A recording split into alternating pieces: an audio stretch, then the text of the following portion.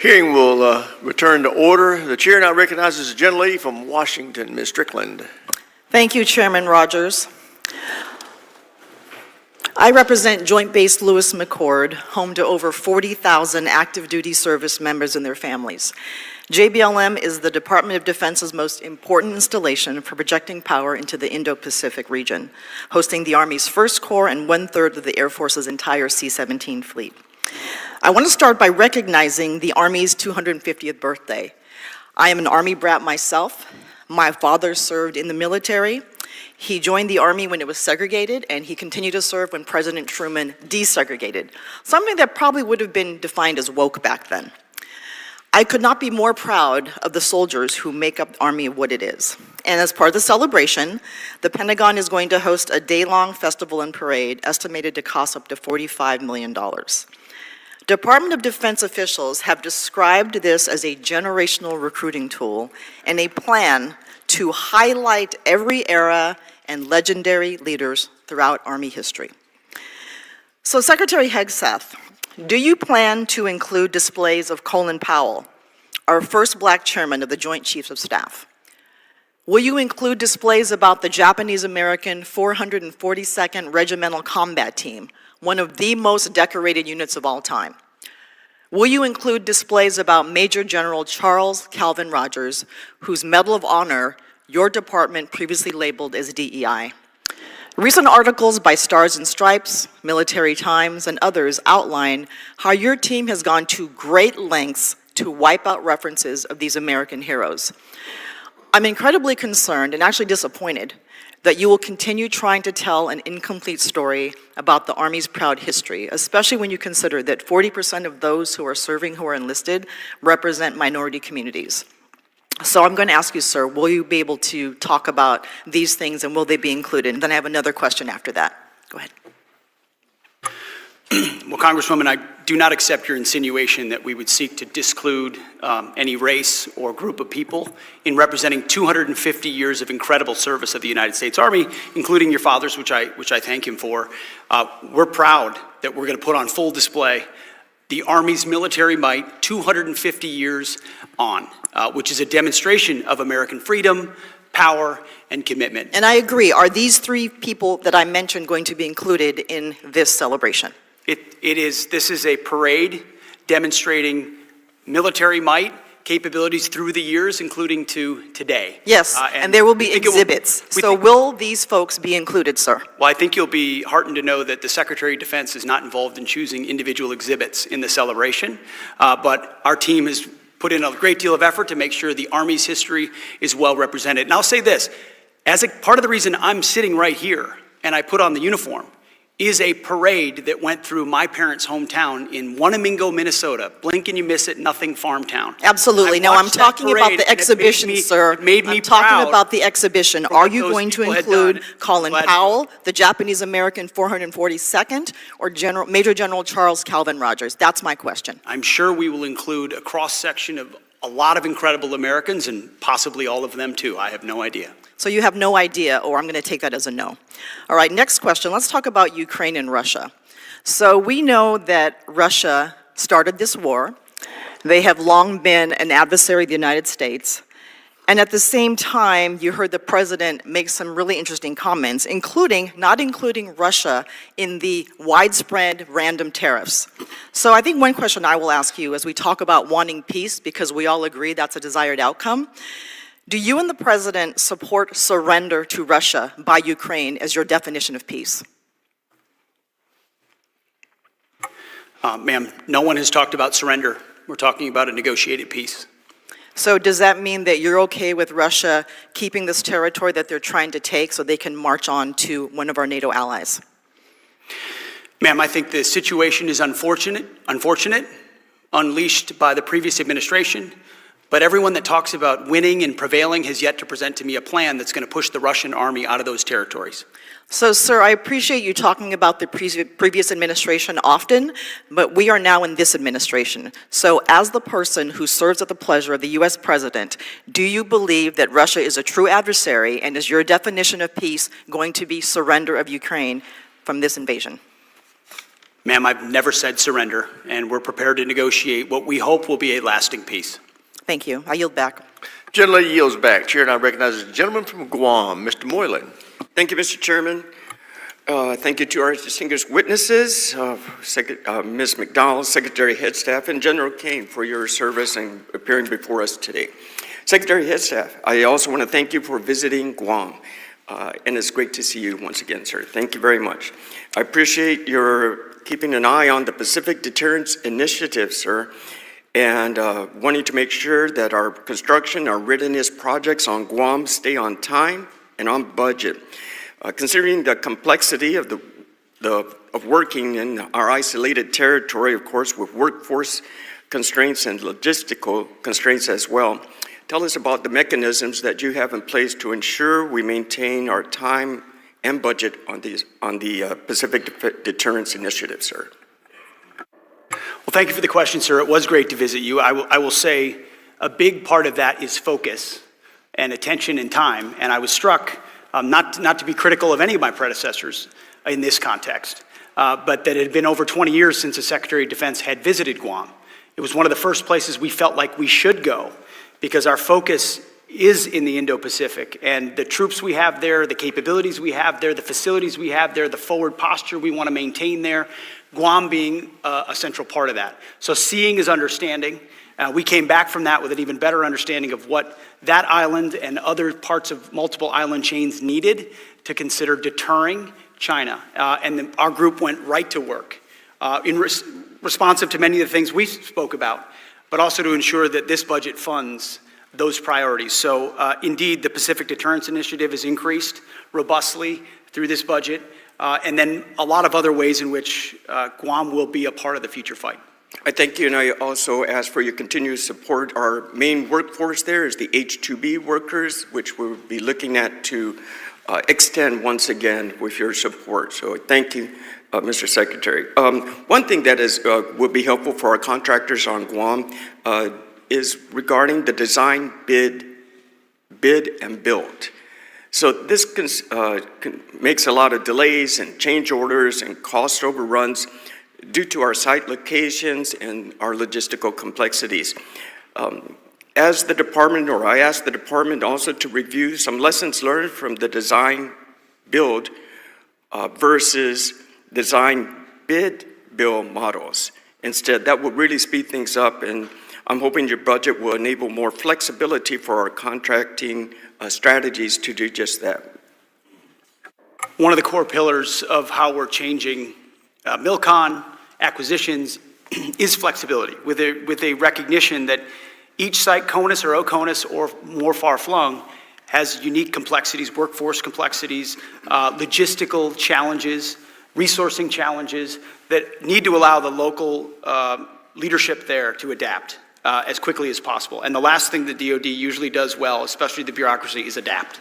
So we're trying to give maximum flexibility and latitude, sir. That will be extremely helpful. Thank you, Mr. Secretary. And then General Kane, you know, with the transition to fully integrate Guam Defense System, GDS, how are we synchronizing the existing capabilities like THAAD and Aegis Ashore and the Golden Dome? Architect plans to ensure seamless integration with global missile warning and reconnaissance systems. Well, sir, thanks for the question, and thanks also for your service in the Army previously. You know, the importance of integrating our defense capabilities is critical, and as we look at systems like that and Aegis Ashore, you know, the department is looking carefully at what has to be true to make sure that the other systems like GDA are able to bring forward a layered defense system from sensing layer all the way through the kinetic layer to ensure that we don't have any gaps. And so that's something I know the team that is running GDA, the team that's running THAAD and Aegis are doing, sir, down in the services.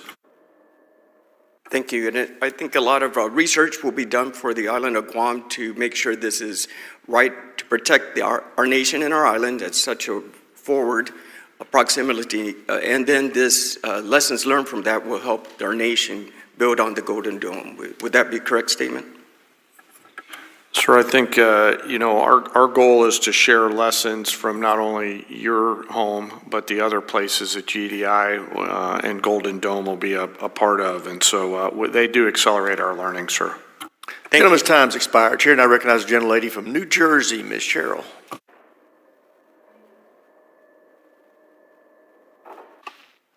Thank you, Mr. Chairman.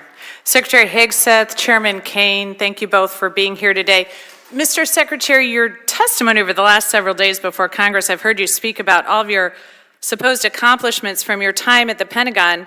I have to say, your training at Fox News has let you spin months of dangerous dysfunction and incompetence into catchy phrases like restoring the warrior ethos and increasing lethality. But the truth is, it's really been chaos at the Pentagon under your leadership. You've clearly shown you're unable to manage the Department of Defense, but what I'm most concerned about are three specific areas: your operational incompetence, your managerial incompetence, and your budgetary incompetence. So let's start with operational.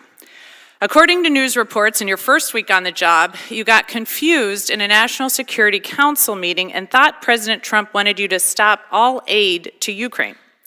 In a well-functioning administration, you would have asked for clarification before making that seismic policy shift, but instead you ordered vital military aid heading to the front lines turned around, costing the U.S. millions of dollars and depriving Ukrainian soldiers of equipment they needed to fight Russia. So, Mr. Secretary, can you explain how exactly you misunderstood such a monumental presidential order? One of many fake news headlines we've dealt with. So President Trump told you to halt military aid to Ukraine on January 30th? As is often the case, highly ideological and very ill-informed reporters love to speculate about things they know nothing about in order to spear President Trump and myself. So it sounds like actually the reporting is correct, because I will say, if it wasn't a mistake, why did aid restart only a few days later? Again, we would take complete issue with what would some call reporting and others call a hatchet job. So why did aid start just a couple days later?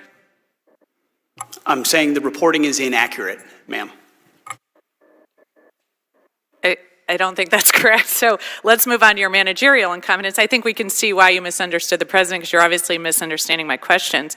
Less than a month into the job, you fired the chairman of the Joint Chiefs, C.Q. Brown, and the chief of naval operations, Lisa Franchetti, without cause. And to this day, you still have not provided an adequate explanation for removing them. As far as I can tell, you fired C.Q. Brown because he was black and Lisa Franchetti because she is a woman. So nearly 4 months later, we still don't have a new nominee for Chief of Naval Operations. News reports, and you can contest it, but I'd love to hear your answer, say that you haven't nominated someone because qualified admirals keep turning the position down. So tell me, Mr. Secretary, when will Congress receive your nomination for the next chairman of the next chief of naval operations? Ma'am, with all due respect, I would suggest not believing every headline you read. With all due respect, I'd like your nomination. When will we see it? There is not a single admiral or any military official has turned down a position that's been So when will we provided. see your nominee for the chief of naval operations? In due time, for all the right reasons.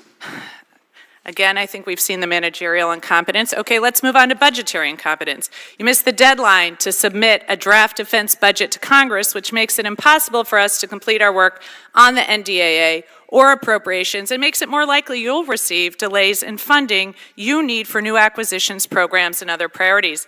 Additionally, you're blowing money on poorly conceived operations and vanity projects for President Trump. Retrofitting the Qatari jet to serve as Air Force One will cost about $400 million. The parade in D.C. this weekend will cost upwards of $40 million. Your bombing campaign in Yemen cost about $1 billion, and a week later they were having missile strikes in Israel. Your operations in L.A. will cost tens of millions of dollars, and you claim to be cutting costs at the Pentagon, but all I see are wasted dollars better spent addressing our most pressing threats like China. So, Mr. Secretary, what priorities have you cut funding for to pay for these projects? Ma'am, I would just say your list left off securing the southern border. So, Mr. Secretary, what priorities have you cut funding for to pay for these projects? We make trade-offs every day, and I would imagine what we want to spend on is quite different than what the previous administration did. Well, I think We the made those American- changes quickly, and they're reflected in this budget, and we're very proud of them. I think the American people can see why I'm so concerned about this incompetence. Thank you, and I yield back. Gentleman yields back. Chair now recognizes the gentleman from Florida, Mr. Mills. Thank you, Mr. Chairman, Mr. Secretary and the panel. Let me just go ahead and commend you on an amazing job that you've done, not only in highlighting the importance of the warfighter, but also guaranteeing that our recruitment and retention is at the highest levels that we've seen. This is due to good leadership, not managerial problems, as one of my colleagues just tried to reiterate, and will note for the record is walking away because they know they don't want to hear the actual facts and truth. I'm going to go through a couple of things. They keep bringing up this plane, this aircraft. Well, let's go through history. This has been a long-standing cultural share, as aviation was one of the most remarkable things that man had innovated. And in 1945, President FDR actually gifted a Douglas DC-3 to King Abdulaziz, which marked the beginning of civil aviation in Saudi Arabia. The airplane is nothing more than a reason to complain about the president advancing U.S. interests, and this is more to conflate optics than actual outcomes. But we'll let them go ahead and spend their wills on a $400 million upgrade, not realizing the total cost of an aircraft. I think that's a cost savings and a good negotiation. Now, they talked about the Golden Dome. There's a lot of things that's intentionally left off operationally and classified to ensure that we can keep the sovereignty and protection of our nation without our adversaries actually knowing it. Our colleagues know this, but they want to try and highlight it in a way that brings about that you're trying to hide or not be transparent, as opposed to operational and communication security. But what they should be realizing is that there's a real violation of the 1962 Outer Space Treaty. That when the leak was made about Sputnik 2's capabilities and what Russia was trying to do to arm and weaponize from a nuclear capability in space, that maybe we should take a vital interest in not just what we're seeing here on Earth, but what we're seeing abroad as well. The president knew this in the first administration, which is why he created Space Force. I'll also go ahead and talk about DEI. Our recruitment and retention is high because we're no longer factoring diversity, equity, inclusion. We're focused on increased lethality, readiness, and being properly equipped. The warfighter ethos that he claimed was so intact. If it was intact, we wouldn't lower our standards. And our standards aren't arbitrary. The standards that you are setting for our armed forces are based on real military and combat needs that we have seen and evaluated, and usually lessons that are left from bloodshed and loss of life that we then base our standards upon to guarantee that we have the best, strongest, and most prepared warfighters and the greatest volunteer force in the world. With procurement reform, I love the fact that you're going after the ideas that it's not about trying to have the most expensive at 100%, but what actually functions, works, and saves cost effectiveness and readiness, and having it on the table for our warfighter now, not in 5 years from now. So again, a great achievement. When we talk about recruitment and retention, one of the things I wanted to bring up, and I hope that you'll address, is those who are, in my opinion, unconstitutionally purged from our military for actually having their medical and religious rights denied.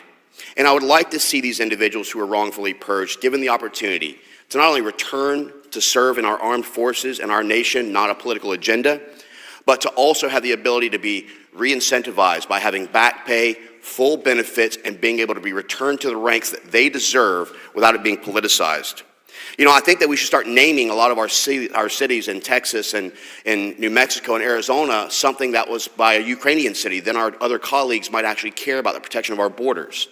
This is one thing that you've actually done great by sending our military down there, and we have a 600% increase in apprehension rates and a complete decrease in human and sex trafficking and fentanyl and opioids that are killing Americans by the thousands. Now, when it comes to the cartels, the president has designated our cartels, rightfully so, as a foreign terrorist organization.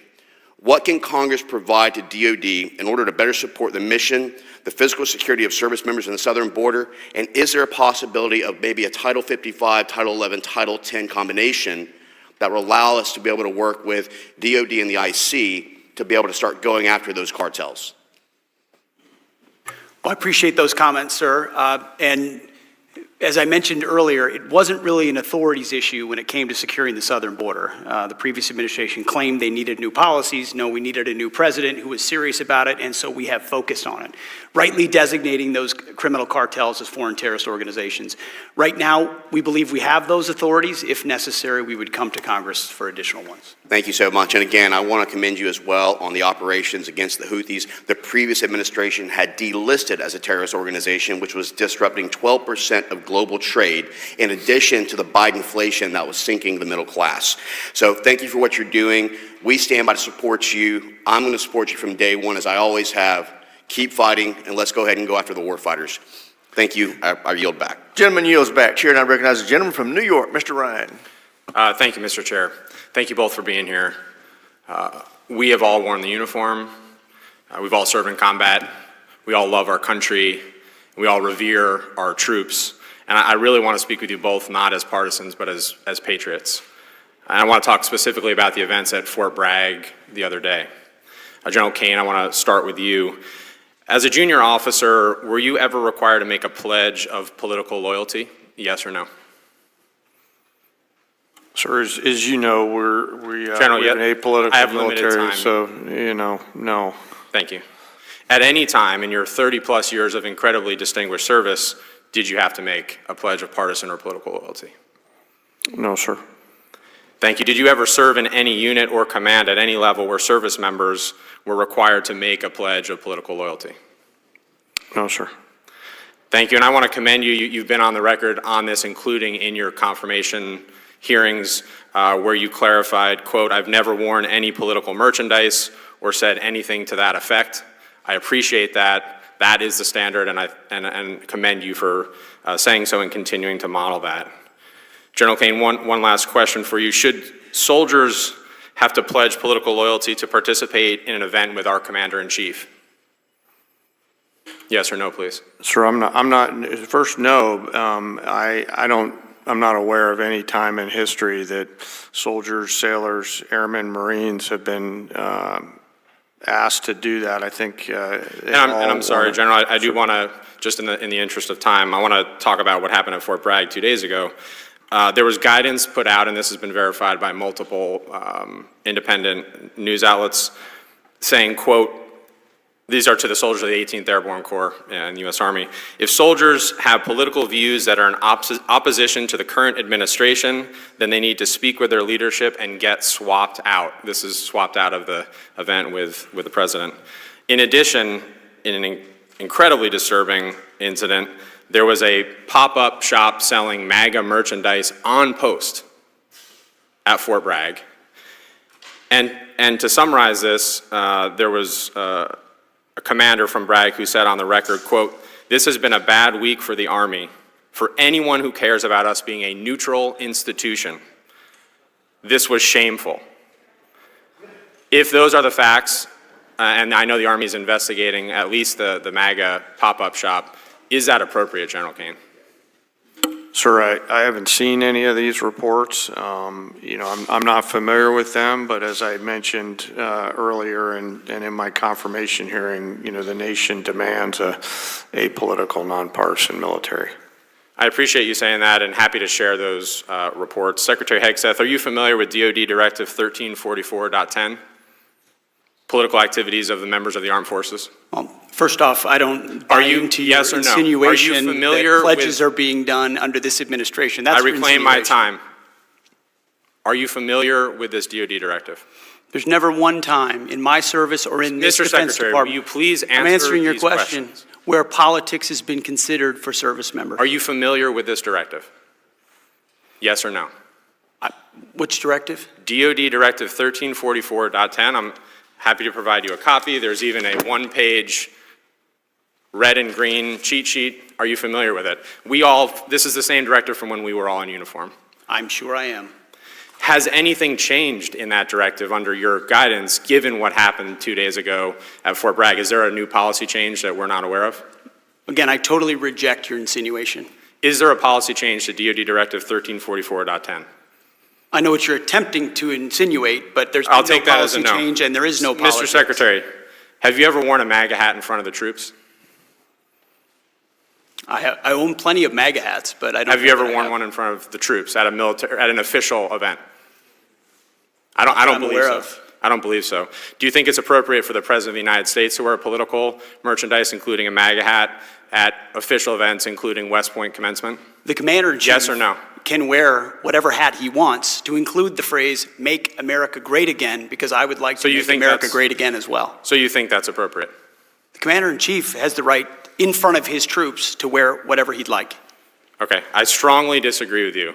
And I urge you both, especially you, General Kane, as we see an increasingly political rhetoric, including from the Secretary, to please, for the good of our troops, this is an incredibly difficult moment, and we need leaders like you to continue to echo the apolitical nature. I have 12 seconds. Mr. Secretary, I don't say this lightly. I have to say this on the record. I think your tenure as Secretary of Defense has been shameful and weak, and you should resign. I yield back. Gentleman's time's expired. Chair now recognizes gentleman from Texas, Mr. Fallon. Mr. Secretary, we'll have a little bit of time to talk about all that. General Kane, is it true or not true that in 1988 you were at Plattsburgh Air Force Base as an ROTC cadet? Yes, sir, I think I was, yeah. Do you recognize the person that you're addressing right now? Yeah, I actually do. Yes, sir. Please don't tell anybody how we did out there. We did. We were athletic officers in 1980. Yes, we were. I believe you worked for me at the time. I did, sir. I still do. Kinda, yeah. And just for the record, there was a Commandant Award recognizing the best cadet of all 200, and they got that right because it was the man sitting in front of me, General Kane, who won that. So I got out as a captain, so you're winning. General Kane, I want to talk to you about the lessons learned in Ukraine and how important that is. I also sit on the Intelligence Committee, and how we can best deter in the Indo-Pacific, because that is of vital import. We don't want to get into a hot war with a peer adversary. And then if you could also just touch on the importance of innovation and acquisition reform. Yes, sir.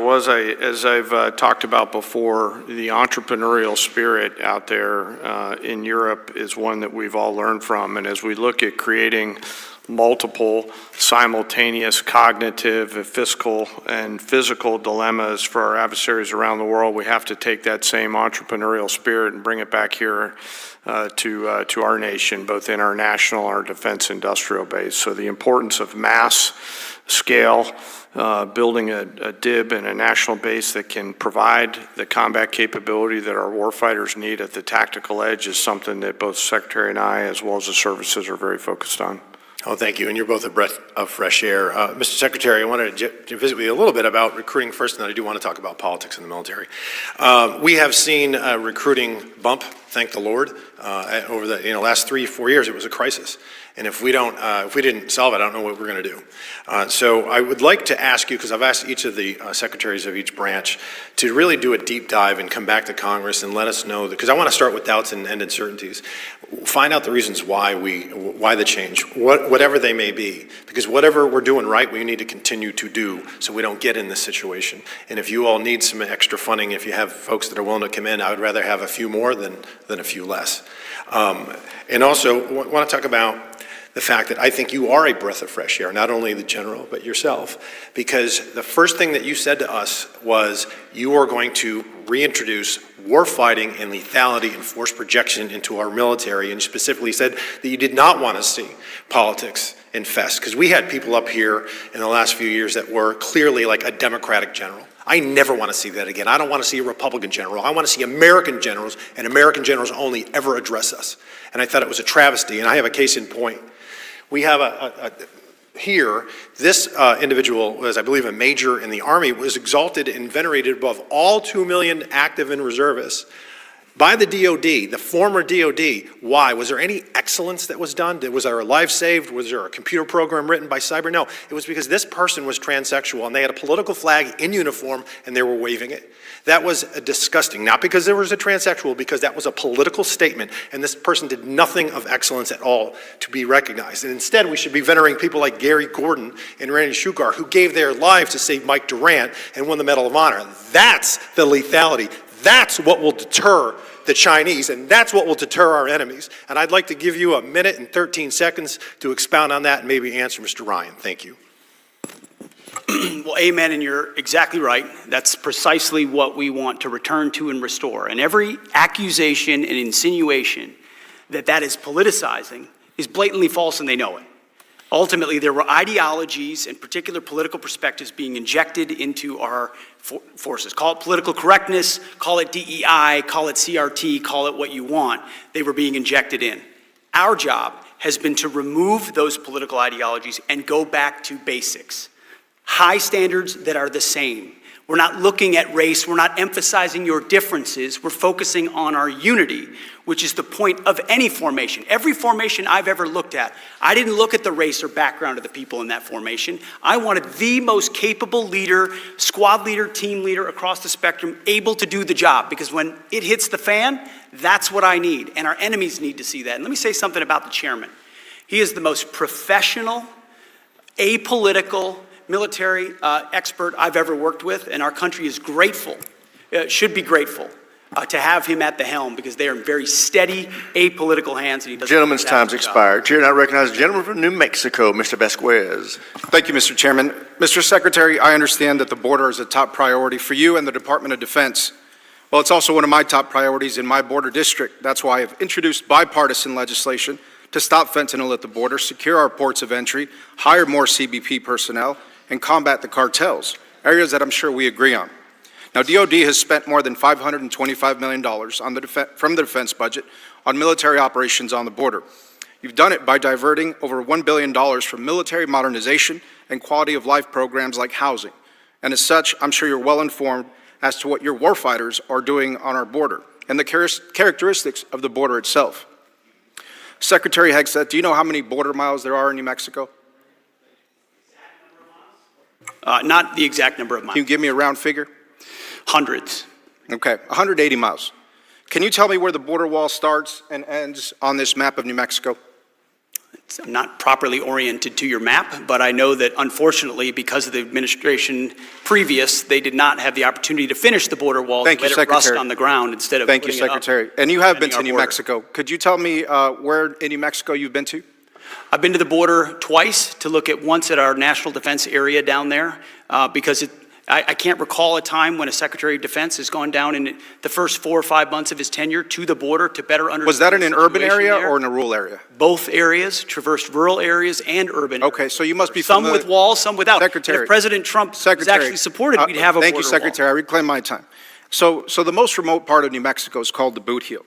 And I'm not sure that you spent any time in the Boot Heel of New Mexico. Mr. Secretary, I was raised on the border. I've lived there my whole life. I've worked alongside ranchers, farmers, landowners, wildlife biologists, and other stakeholders for over a decade. I headed a border security task force in my district before coming to Congress. I've traveled with Border Patrol on ATVs. I've hunted the border on horseback and hiked dozens of miles in the most remote stretches of the border in this region. Now, do you happen to know why there hasn't been a border wall built in the Boot Heel? Well, based on what you just described, you should be a big fan of what our administration is. Well, Secretary, I'm asking why a border wall has not been built. Funds have been allocated for other parts of the border. Here's what I know. Our commanders on the ground and others and our engineers would understand what goes where and why, and where there should be a border wall, there will be a border wall. Okay, it will be Secretary, funded through reconciliation. Secretary, are you familiar with the Animas deliver on Mountains, it. with Alamo Hueco, with San Luis Mountains, with Guadalupe Pass or Long Canyon? Again, Critical border areas. I'm aware that there are gaps in different places where walls are not as effective as other places, and I get that. Thank We're you, applying Secretary. infrastructure I appreciate your answer where it on that. makes the most sense, because Thank we're you. going to get 100% operational Thank you, control of the border. Secretary. So you agree then that a border wall doesn't make sense for the entire country? I think we need a border wall across our entire border. Okay, so you should know then why it's almost physically impossible to build a border across the Animas Mountains and the terrain challenges that poses and the billions of dollars. Do you know if there's roads on those mountains currently? If we're going to spend money as a government, Okay. it should be I'll take that as a no. secure our southern Well, border. the point I'm trying to make, Secretary, is that if this is so important to the military, and you as Secretary of the Department of Defense should know more about the border. Mr. Secretary, I urge you to skip the photo ops next time that you go to a port of entry and spend time on the ground in places like the Diamond Day Ranch. I think you should ask the soldiers on the border whether they've been photo op visits or not, because I spent a lot Secretary- of time on the ground Secretary, with are the you- soldiers, getting an understanding of what Secretary, they're I'm facing, gonna what ask they're you a doing, question what that- their capabilities are. Secretary, I reclaim my Not for a time. photo op. Thank you. As a Secretary, I reclaim my to time. understand what our Chairman, troops may I do reclaim my and time? why. Gentleman they reclaims do it. his time. Thank you. Secretary, do you know what a tethered aerostat system is? I do. Okay, well, great. Then you know that this type of surveillance technology is superior to having thousands of troops sitting in trucks looking at an empty desert. I've requested funds for more tethered aerostat systems. We haven't had a response from your department. Are you familiar with ASTs? What's an AST? Well, it's an autonomous surveillance tower. They're equipped with these advanced cameras that have the capability to relay critical information to border agents on the ground. And this type of technology is badly needed on the boot heel. And it's a much better expenditure than a border wall is. I've seen that. I've seen those towers in use. Great. Well, these technologies have been described to me by both Border Patrol and CBP as force multipliers, allowing their personnel to focus on law enforcement efforts while leaving this mundane surveillance task to much more efficient and cost-effective technology, a much more efficient way to surveil that part of the border. Now, Mr. Secretary, I have serious concerns with your fundamental lack of knowledge about the U.S.-Mexico border, considering the billions of dollars that DOD is slated to spend on this mission, with little clarity to those of us who live there. I would encourage you to do some homework on my region and learn what will actually make our border more secure and more safe. Thank you, Chairman. I yield back. Gentleman yields back. Chair now recognizes the gentleman from Georgia, Dr. McCormick. Thank you, Mr. Chair. First of all, I think it's great that the Democrats are finally concerned about the border. It's fantastic. I hope more of them join that fight in the future. It's fantastic, especially after 4 years of allowing millions upon millions across the border without any concern until now. When we talk about politicizing the military, I find it also very laughable when, for the first time, if you were to wear a "Make the Military Accountable to the Mission Again" hat, would that be considered political? I think in many ways that's one of our slogans. Okay, exactly. Mission accomplishment. When I was a young Marine and an old Marine, we were always focused on the mission accomplishment. One of the greatest things you've done is brought us back to our focal point, the ethos of the warrior. Make America great again. Also, I disqualify as political. That's something that every politician should want to do, let alone any military or non-military person that lives in America. So I dismiss that as political. I'm glad that you brought the mission back to all services. As a matter of fact, when I was down at University of North Georgia and we challenged you to come down to one of the Elite Eight, I was really impressed. I've always made fun of the Army, no offense to my Army comrades, about their PT. They were bringing it. They made it scientific. They're mission-oriented. They are absolutely focused 100% in large part because of the new leadership of the military, which I'm really excited about. And I'm looking forward to getting you down there.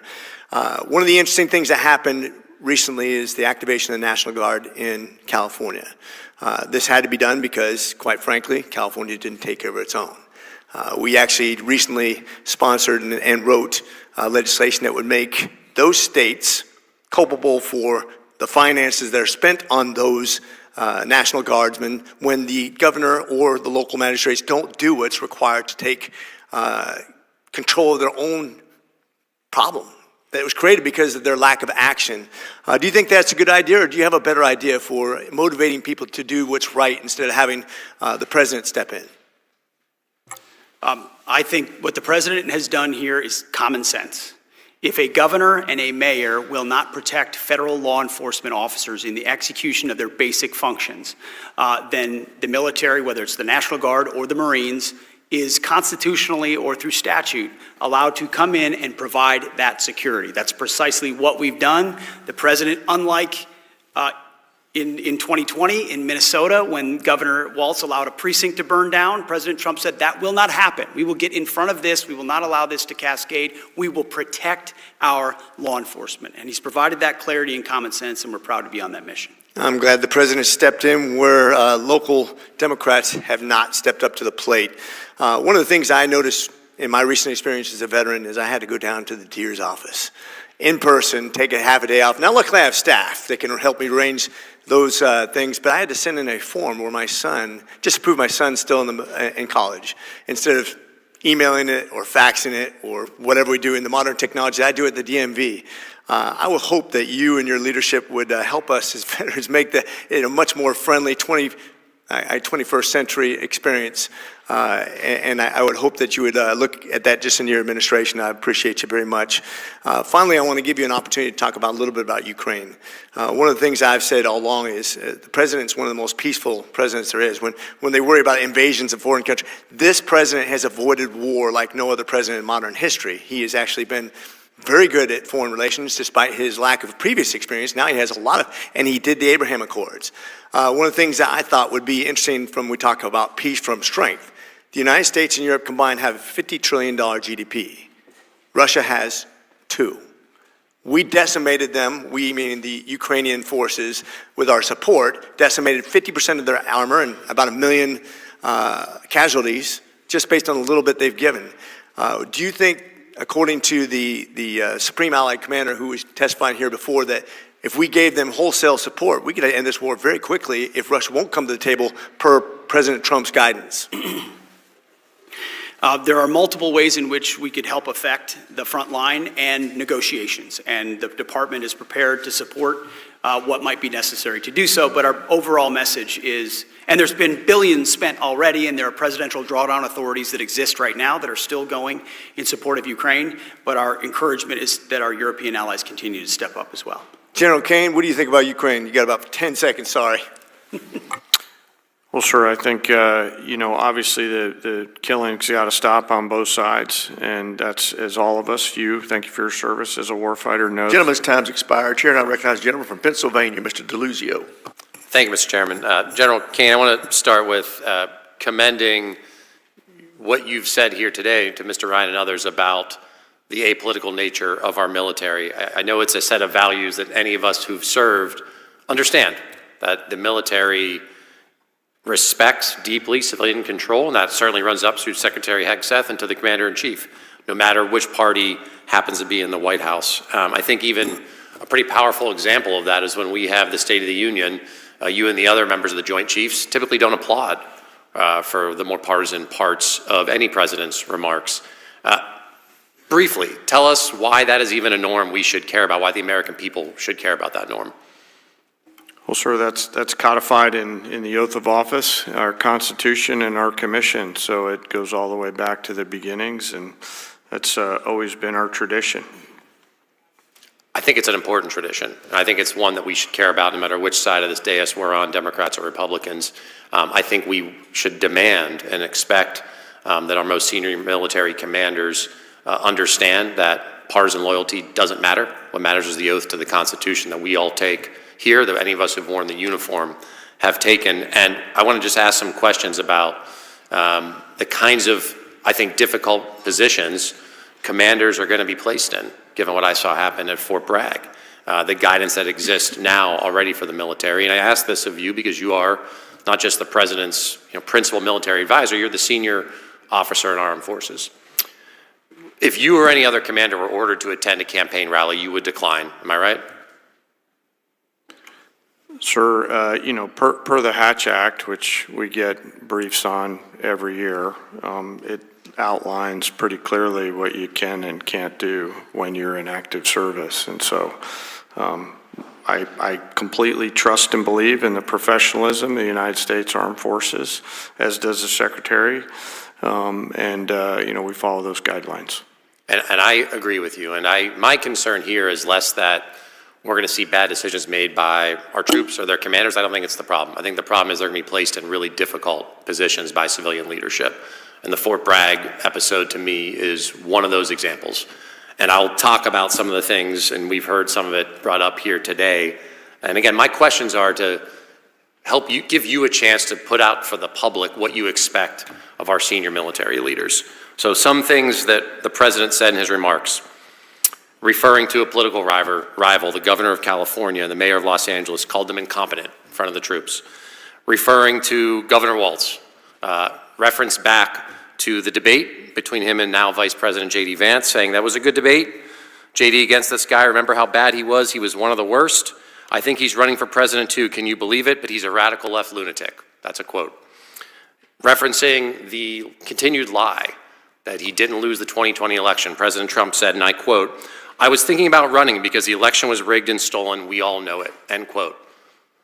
That's what the Commander-in-Chief is saying in an event with troops who are ordered to attend.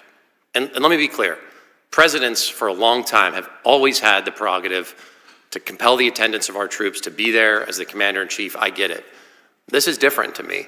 You heard discussion of the campaign merch being sold on the base.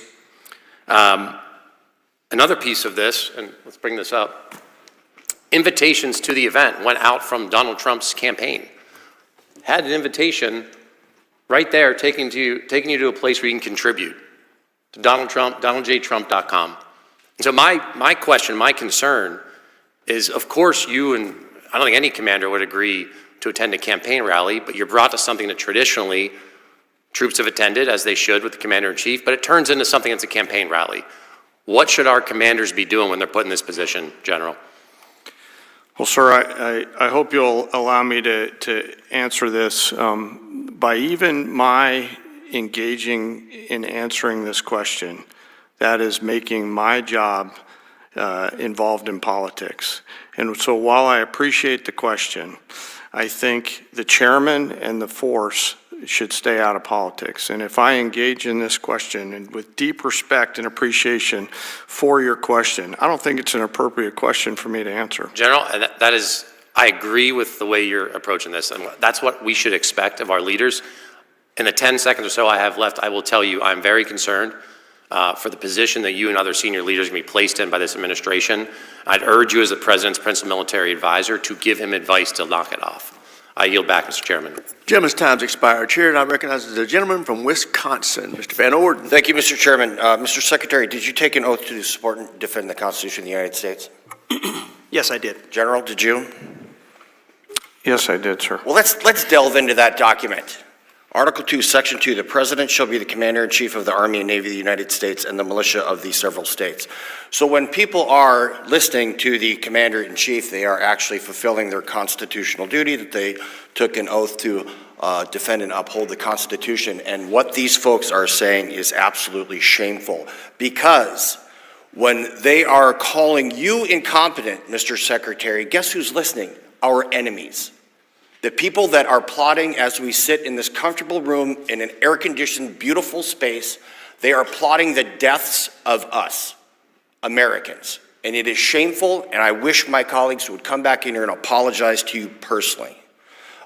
Let's cover a couple other things here. When someone has gender dysphoria and they decide to mutilate their genitals and they're taking cross-sex hormones, they're out of pocket for about 3 years. How many countries is the DOD involved in right now? What? 50, 60, 80, 100, whatever it is, right? Okay, someone is going to get on a plane and leave their family and potentially leave their wife a widow or their husband a widower because somebody has decided to self-actualize. We're going to go forward and we're going to complete the mission because that's what we do. And a lot of my colleagues simply don't understand that, or they're trying to ignore it. Clear up a couple things. The former chief of naval operations was incompetent and gave the Red Sea to the Houthis. The former chairman of the Joint Chiefs of Staff let so much DEI garbage fly around they almost destroyed the military. That's why they got fired. Okay, as far as standards, the standard is the minimum. That is the minimum level of performance that someone will reach, or they're not qualified for the job. The NFL does not have a standard for females. If you're a lady and you want to join the NFL, go try out for the team. How many women play in the NFL? Anybody? The answer is 0. Why is there an NBA and a WNBA? Why? Because they acknowledge biology. So we can have as many whiz-bang, high-tech things available, but at the end of the day, to win a war, you need someone to go in a room and beat someone to death with their hands. That's a fact. And all this other stuff is meaningless. The Chinese Communist Party does not care what your pronouns are. They care if they know we will be able to destroy them, crush them, and grind them into dust if they mess with the United States of America. Mr. Secretary, there's 5 soft truths. The first one is that people are more important than hardware. Do you concur? I would concur with that and all of your previous statements. Thank you, sir. General, do you concur that humans are more important than hardware? I do, along with the other soft truths. All right. Well, good on you. So here's an issue that I'm having right now. It doesn't matter how great our people are if they're not upholding this oath and understanding that the President of the United States, Donald J. Trump, is the Commander-in-Chief, and that you are the Secretary of Defense, and that you are the Chairman of the Joint Chiefs of Staff. And we've had a rash of incidents around bases that can only be described as insubordination. Taking down the president's portrait, turning yours around, turning the vice president's pictures around, removing them from stations, covering them with flags.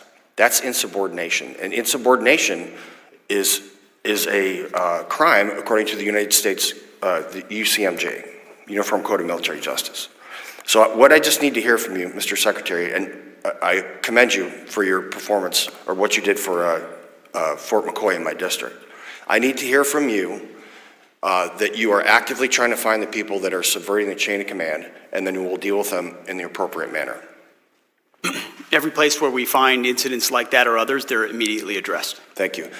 General Kane, do you think it would be a political act for someone to be held accountable for insubordination?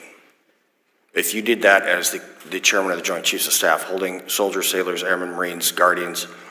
Well, Congressman, of course, you'd have to have the context around that, so I'd want to know more information, sir. Okay. I want to commend you for your performance today and your restraint by not lashing out at some of the most disgraceful comments I have ever heard in my short tenure in Congress, and with that, I yield back. Gentleman yields back. Chair now recognizes the gentlelady from Hawaii, Mr. Kuda. Thank you, Mr. Chair, and I agree, we've had many performances today, but what we'd like is some answers. Mr. Secretary, did you invite Elon Musk for a briefing on war plans with China to the Pentagon? Yes or no is simple.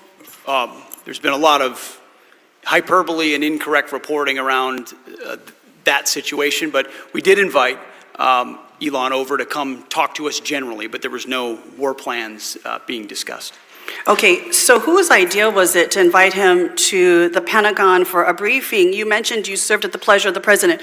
Was it the president's will to have him come and be briefed? Well, as you know, at that time, Elon Musk was leading up DOGE efforts, and we've taken a great investment in DOGE at DOD, and so getting his input on how we make DOD more efficient makes a great deal of sense. Okay, but don't you think it's a conflict of interest for the world's richest man? Many of the contracts that the DOD is engaged in, billions of dollars of contracts going to his company, and he is, as to your point, was leading DOGE, which was involved in cutting hundreds of contracts, but also becoming intimately aware of the platforms and the requirements that would be given out for new contracts. Did you not think it was a conflict of interest to invite someone with financial interests into the Pentagon to have firsthand knowledge of what they could then bid on for their own, enrichment? Ma'am, it was just an informal discussion, but I'll tell you, anyone that knows our Defense Department knows we show no preference to any company other than what your capabilities are, and we're grateful for the places where his companies benefit our national defense. So for a $280 million donation, the world's richest man with companies intimately linked and involved in billion-dollar contracts with the Department of Defense gain access into the Pentagon. So would you say that any company right now that has multi-billion-dollar contracts with the Department of Defense has access to the Pentagon right now? 1-hour briefings with you personally? On the regular basis, the answer I meet with many people and many different companies and many different aspects of our defense industrial base to ensure we have the best possible capabilities. It would be imprudent to do Well, I'm sure for an investment of $280 million, Elon's investors are quite happy that it's come out into the billions. I want to jump questions right now. Mr. Secretary, on January 6, 2021, rioters and looters attacked federal law enforcement officials, vandalized and destroyed federal government property, and caused an estimated $2.7 billion in damages right here at the Capitol. Would you have sent the National Guard and the Marines in on that day?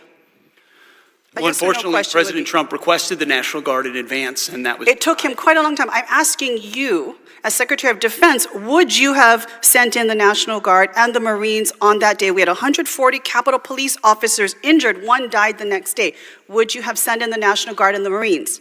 As I said, President Trump directed National Guard to be there in advance. And I think you can look at the record of how long it actually took for him to actually send them in. But it's good to hear that it sounds like you would have sent in the National Guard and the Marines on that day in which the insurrection was taking place right here at the Capitol. Mr. Secretary, during your confirmation hearing, you failed to deny the conclusion that you would carry out an order to shoot protesters in the legs. So let me be direct. Given what we are seeing across the country right now, would you carry out or issue an order by the president for our military to fire upon protesters actively engaging in their civil right to exercise free speech, their First Amendment rights, would you give that order from the president? I assume you're insinuating what's going on in Los Angeles, and I wouldn't call Not just that a Los peaceful Angeles, if we protest. take a look at protests throughout the country, it's a simple question. If directed by the president, would you order our military to fire upon protesters? Simple yes or no is Ma'am, we fine. have, as you know, and as this committee knows, we have standard rules of engagement that are in place that give guidance to our troops, and they abide by them. I'm asking what you would do. Again, you said you serve at the pleasure of the president. Is that not true? I do serve at the So pleasure. if the president told you to shoot people in the legs, would you do so? Now, you failed to answer this question as only a confirmation hearing when asked by members of the Senate. Because I refuse to accept a false hypothetical that's attempting to put me in a corner and make it look like a At representation. a time when we have of another. more We have Marines and standard National rules of Guard in Los engagement and they are Angeles than followed. we do in Syria and Iran alone, I don't think this is a hypothetical. This is an actual situation that we are dealing with right now. So again, I will ask the question, the last 14 seconds I have, would you order our military to shoot at their fellow countrymen if ordered by the president? I think it's interesting that for 4 years, insurrection was the left's I think we favorite know your word, answer. Thank you, Mr. and Chair. that I when yield it's back. invoked in L.A., they were Gentlelady yields back. Gentlelady's time's expired. The gentleman from Virginia, Mr. McGuire, is recognized. Thank you, Mr. Chairman. Thank you to our witnesses for being here today. To all of our men and women who have served or are serving, your mission is important, and we would not have a country without you. Secretary Hegseth, I last saw you at Memorial Day. We really appreciate your remarks as we honored and remembered our fallen. Secretary Hegseth and General Kane, thank you both for being with us here today. General Kane, I'd like to say congratulations to you on your recent confirmation as chairman of the Joint Chiefs of Staff. President Trump has put his trust and confidence in two great patriots to lead our men and women in uniform. To me, MAGA, Make America Great Again, means America first. And that's America first, or Make America Great Again for all Americans, regardless of race, religion, or creed. And your policies are working, and day by day, week by week, all Americans are safer at home and abroad. So we commend you for your efforts. If you had a basketball team and you hated your team, you probably wouldn't win any games. And so I love the emphasis, all of us love the emphasis on patriotism and love in our country. Secretary Hegseth, I'd like to also thank you for all that you've done to restore the Department of Defense's focus on lethality and the warrior ethos. Facts don't care about your feelings, and our enemies don't care about our social experiments. A quote from the Commandant of the Marine Corps, I hope I don't mess it up, but he said, quote, "Our job is to stick bayonets in the hearts of our enemies." And these social experiences detract from that mission. I get messages from my Navy SEAL brothers and other veterans all the time applauding the work that you're doing. The distractions of the last 4 years of the Biden administration are finally out of the Department of Defense. DEI, which to me is Marxist, and it stands for didn't earn it, or no longer takes precedence in our military. Merit is once again valued. We're no longer worrying about the gender dysphoria or woke books in our DoD schools and those policies that have been erasing women. Climate change is no longer the concern of the warfighter. And by the way, I'm looking forward to celebrating with you guys on Saturday 250 years of a story that must be told of the U.S. Army. I want to thank President Trump for restoring American history. I know you had to jump through some gymnastics to do it. By returning the names of our bases to many of us called home during our time in service. And thank you and President Trump for showing the United States and the world that we are a nation built on law and order by the department's response in Los Angeles riots. Through your leadership and help of this committee, we will realize peace through strength and our warrior ethos. So Secretary Hegseth, Section 866 of the fiscal year 2025 National Defense Authorization Act directs the department to submit a strategy to ensure that solid rocket motor programs of record are adequately supported by the domestic industrial base. Yet solid rocket motor production is critical to a variety of systems like President Trump's Golden Dome we have been lacking. I would say, Mr. Secretary, what progress has the department made in developing a solid rocket motor industrial base strategy? Well, I would say in particular, in general, the defense industrial base is a focus of ours.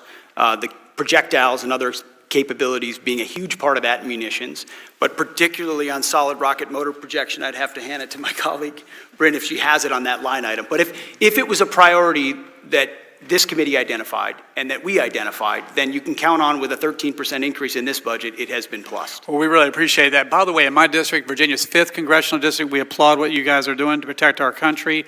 We have a place called ATDM, Accelerated Training and Defense Manufacturing. As I toured the new Columbia submarine and the new Enterprise aircraft carrier, the Secretary of the Navy said the welders have the same level of training as a neurosurgeon, and we don't have enough of those guys, but they're doing that right there in my district, and if your schedule ever permitted to come visit, I'd love to tour that with you folks. And we appreciate all you're doing. So under President Trump's leadership, you said that recruitment is up in the Army, and I think you said all services up, is that right? Yes, sir. Awesome, I appreciate that. And maybe getting rid of these divisive ideologies and focus on more what unites us has something to do with that. Would you agree with that? Very much so. It's the leadership from President Trump and the environment they're entering into, which is back to basics. By the grace of God. And I would say morale amongst our enlisted service members and across our military is up. Would you guys agree with that? I've seen that. Yes, sir. The force is united against the problems that we have out there. Well, we're lucky to have you. Thanks for all you're doing. If we could be of help, reach out anytime. God bless you. I yield back. Gentleman's time's expired. Chair, and I recognize the gentleman from North Carolina, Mr. Davis. Thank you so much, Mr. Chair, and thank you, Mr. Secretary, for being here today, and to General Kane. The radar just lit up, and at that point, we were in an hour-long fight, just trying to kill whatever we could. These were words of a pilot at Seymour Johnson Air Force Base, speaking of a deployment that occurred on April the 13th, 2024 in the Middle East, where pilots shot down rockets, drones, heading to Israel from Iran. Another pilot said, "It was a deployment like we have never seen before." Mr. Secretary, I'm incredibly proud of the airmen at Seymour Johnson Air Force Base. And I was glad to join the ACC commander at a decoration ceremony recognizing 31 of the airmen and what they accomplished, and they accomplished the mission on April the 13th. As you have highlighted the warrior ethos, lethality, and readiness, I cannot think of a better example than what we saw on April the 13th. There was not a lot of time, there was a lot of scrambling. They packed up, took those F-15s to the Middle East, and they got the job done. Seymour Johnson plays a key role in our national defense. It also is a location of the Air Task Force.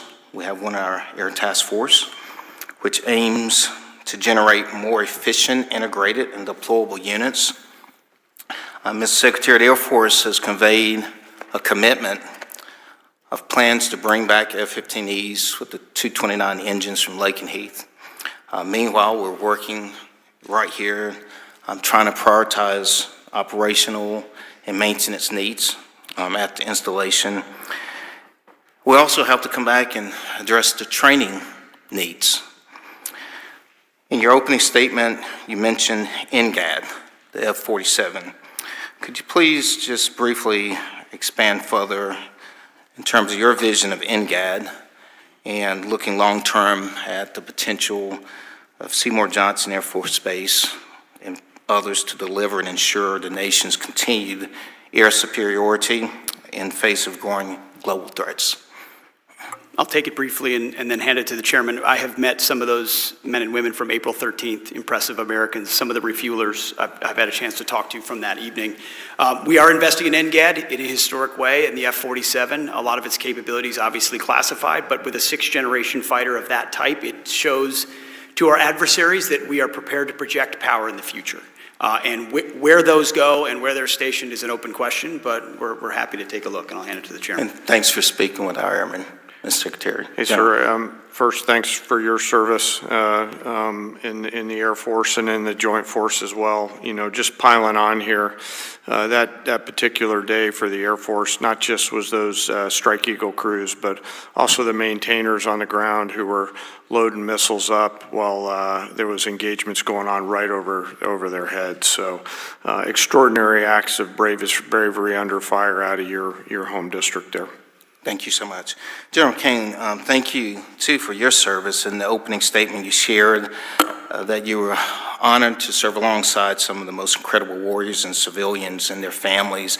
And you didn't stop there, and I appreciate it. You said, I always especially remember our fallen and their families who demonstrate true sacrifice, courage, and commitment to our families. Corporal Ryan Russell was a medic, the 2nd Battalion, Fort Bragg, was killed March the 5th, 2007 in Iraq. I talked to his mother. He was 20 years old, putting a face on this, 20 years old, killed with others about the same age. And she said the only thing she missed the most was his smile. But my question is, we have, for instance, we can't bring back those loved ones, but we have the honor and remember flag. Representative Kiggins, myself, if you could take a look at H.R. 1363, I would ask you to do so. And Mr. Secretary, I would simply ask, what else are we doing to honor our fallen? We'll take a look at 1363. I will tell you, we initiated the first ever advisory board for Gold Star families at the Defense Department to follow through on their families as well and finding every way possible to recognize. And I too heard your Memorial Day comments. Thank you, and I yield back. Thank you. We will yield, the gentleman yields back, his time has expired. We will now go to another North Carolinian, Mr. Harrigan, for 5 minutes. Thank you, Mr. Chairman, and Secretary Hegseth and Chairman Kane. Thank you all for your testimony today. I'd like to first identify with my colleagues' comments from Wisconsin, but I'd like to take it a step further. I think you all are owed an apology. And although I really wish that all of my Democratic colleagues' comments were of the nature of my colleague from North Carolina just a minute ago, that is not what happened today. And all we saw was flagrant disrespect towards both of you, and that's not what this committee is about. We should be able to disagree without showing disrespect. We should be able to have discourse without sowing discord, and we should be able to question without using words that you can't take back, and that's not what happened today from the other side of this committee. We need to do a lot better than this. But I will say, gentlemen, that you handled those questions with humility and grace. And today, many of my Democratic colleagues have struck out. And it's the second day in a row that many of my Democratic colleagues have struck out.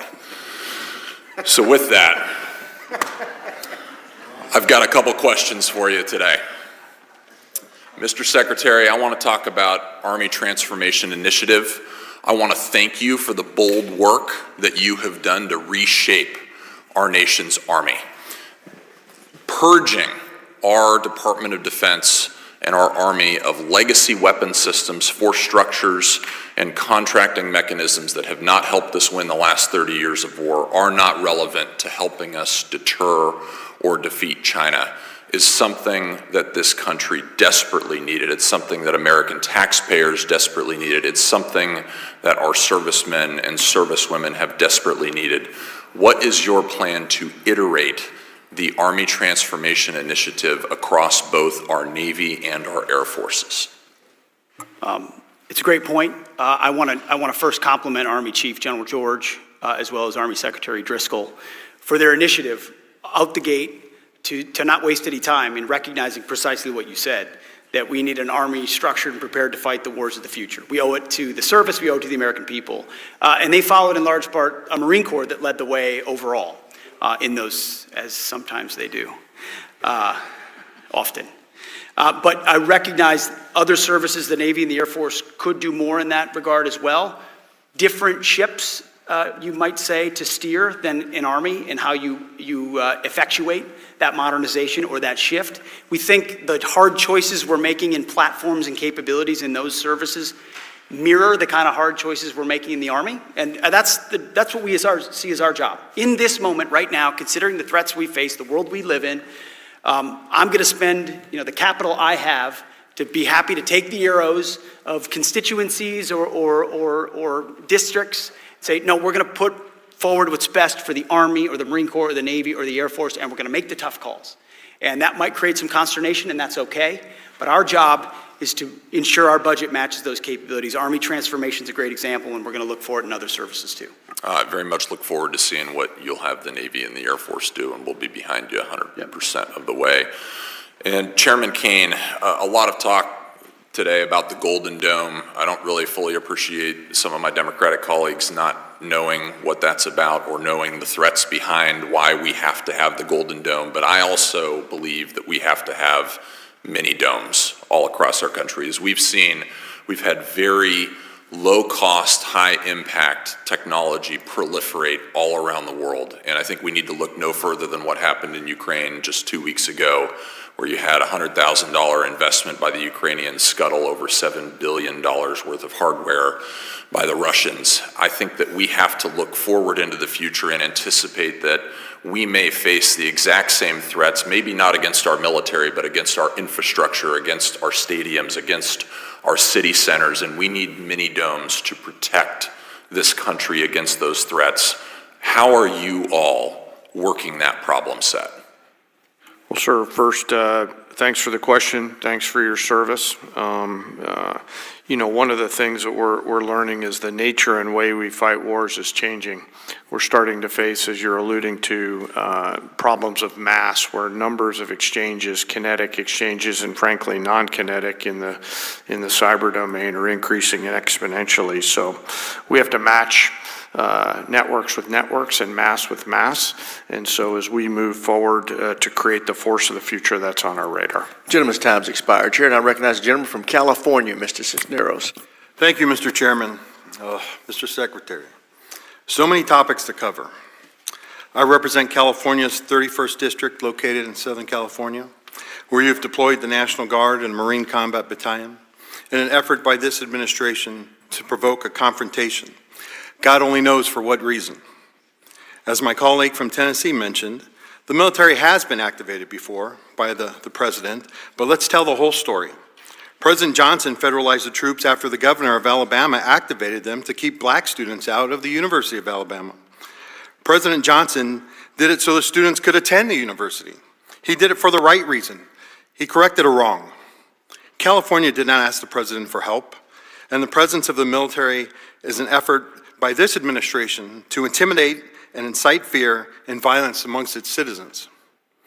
You failed at ensuring basic operational security by sharing classified data over an unclassified network. This was blatant, lazy, and put service members' lives at risk. And knowing that your office is a SCIF, I hope you are not bringing in your devices, your personal cell phone, or even your work phone, because that's not supposed to be in there either, right, your cell phone, into your office to send these signal chat texts. Your blatant lack of basic OPSEC would have gotten you forced you to resign from any other administration. You're requiring 8% cuts across all services, not to save the taxpayers money, but to fund President Trump's pet projects. You talk about quality of life for our service members, but yet you take $1 billion away from the Army that was meant to improve their barracks and their living. You said that money is waste, but we don't know that yet because we haven't seen a budget. If the president has projects he wants funding for, you need to come before this body and provide reasoning, not just shift money around. Right now, you are stealing from our service members, robbing Peter to pay Paul. Now you have repeatedly said that you will judge every individual on their merit. Is that true? Unlike the previous administration, you will yes, judge we are focusing simple yes on, or no. For our service Judge everybody members, how on their good they merit. are at their job, yes. But yet you are separating thousands of service members who are performing and doing their job at a high level. They are being separated not based on merit. You know, some of them have been recommended for early promotion and have gotten awards and are doing a great job. But you are separating for no other reason, and frankly, I think you just don't like them. And you are classifying many of them as a national security threat, which is simply not true. You asked the Secretary of the Navy to change the name of the ship, because Harvey Milk didn't meet your definition of warrior ethos. If a Korean War veteran and a Navy diver who gave his life for standing up for his beliefs doesn't meet your definition, I don't know what will. You keep talking about recruiting, but let's face the facts here, right? Recruiting started improving before President Trump even came into office, and the reason that changed was because of the investment that was put into recruiting. Now, I was at the Pentagon at the time, and I know how much we invested in it, and I know how much of the services. And when you take away that investment, you're going to get exactly what happened in President Trump's first administration. In 2019, we had the same recruiting crisis that, back in 2019 when he was president the first time. You continue to attack diversity, but I have always said diversity is about creating opportunity. And I have seen plenty of individuals, many of them enlisted members, who when given the opportunity have succeeded, not because of their sex, not because of color, not because of their sexual identity, but because of their worth ethic and merit.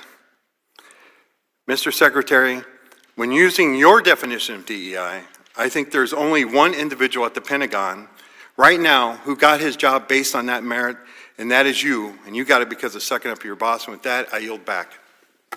Gentleman yields back. Chair now recognizes the gentleman from Indiana, Mr. Mesmer. Thank you, Mr. Chairman, and thank you, Secretary Hegseth and General Kane, for being here today. Secretary Hegseth, I'd like to start by following up on some questioning from Mr. Desjardins this morning regarding SLCM-N. I really appreciate your response regarding the importance of the program. I want to add my voice to the chorus of those who believe the SLCM-N is a vitally important program, and I'm looking forward to the budget boost that you mentioned for its development and deployment. Is there anything else you'd like to add about your view of the importance of investing in the SLCM-N program? No, nothing to add to what I said previous. I think it's an important part of the dynamic battlefield of the future to continue to maintain the proper level of deterrence. Excellent, thank you. General Kane, in response to a question in front of the Appropriations Subcommittee on Defense about non-strategic nuclear capabilities, you spoke about the 4 Cs across enterprise that you also mentioned here this morning. I'd like to focus my question on the competition piece. General Kane and Secretary Hegseth, can you elaborate on the strategy related to competition in the department? And would you agree that in general, the department achieves better outcomes on programs when it engages industry in a competitive process? Yes, sir, absolutely we do. I mean, there's many case studies over the arc of the last 30, 40 years that show how the taxpayer gets a better deal, the warrior gets a better deal when multiple entrants come to the table to drive better outcomes out of each of those producers. And as we look at the House's efforts, the Senate's efforts to work together along with the department and the other leadership to generate the national and defense industrial base of the future, I really hope we encourage competition, not just with the existing primes, but new entrants and even startups. I spent some time in the private sector as an entrepreneur and realized quickly the value of competition to get to better outcomes. Outstanding. Secretary? To echo the chairman, I think we're at a special moment where a lot of younger, scrappier, dynamic companies want to enter into the market, and our job is to open that up so that not just the big guys who have mostly defense-related industries at this point, not as much of a commercial base in some cases, that aperture is widened to those other smaller, medium-sized companies that invest a lot of their own money in R&D in the hopes that they can cross the valley of death and actually participate in larger systems. So we want a lot more competition. Excellent, thank you. Are you considering an open competition process for development of the SLCM-N missile system? I don't know the particulars of the competitive process of the SLCM-N, but we can get that to you. Okay, that'd be great, thank you. Secretary Hegseth, on the HACD subcommittee hearing, you also mentioned our AUKUS partnership and how you've been working with Minister Marles and Secretary Haley, not only relying upon the previous administration's Pillar 2 framework, but also finding new ways to supercharge Pillar 2 and setting up new signature programs under the AUKUS framework. What are the best capabilities in the near term that AUKUS Pillar 2 can deliver to our warfighters? Well, I don't want to get ahead of our discussions with Marls and Healy in Australia and UK in particular, but they're ongoing, they're recent, and with an interest in identifying precisely those projects that we share a mutual interest in, that are a part of our future fight, where all of our defense industrial bases can contribute and benefit from collaboration. So we are looking for that, and we will. Excellent. Would you anticipate hypersonic capabilities, like a hypersonic glide vehicle or new electronic warfare systems, could be a potential programs that AUKUS could focus on delivering? I think you were at our meeting, sir. Oh, okay. No, long-range fires is something we've definitely been a part of our conversations. Okay, excellent. Secretary Hegseth and General Kane, we know that China is developing new technologies at an alarming pace, namely hypersonic weapons. The previous administration sadly did not seem to understand the gravity of this situation and did not prioritize funding for our missile defense and hypersonic programs. Can you speak about the Trump administration's and your department's views about the importance of prioritizing investment in hypersonic and missile defense? Well, sir, I'll defer to the prioritization to my civilian leadership. What I'm trying to create as a global integrator, along with the incredible work by the Joint Chiefs and the services, is the mix of capabilities that we need to include hypersonics and other long-range fires to achieve the effects at the tactical edge so that we can win in the future and continue to win the way we do now. Thank you. Yield back my time. Gentleman's time's expired. Chair now recognizes the gentlelady from New Hampshire, Ms. Goodlander.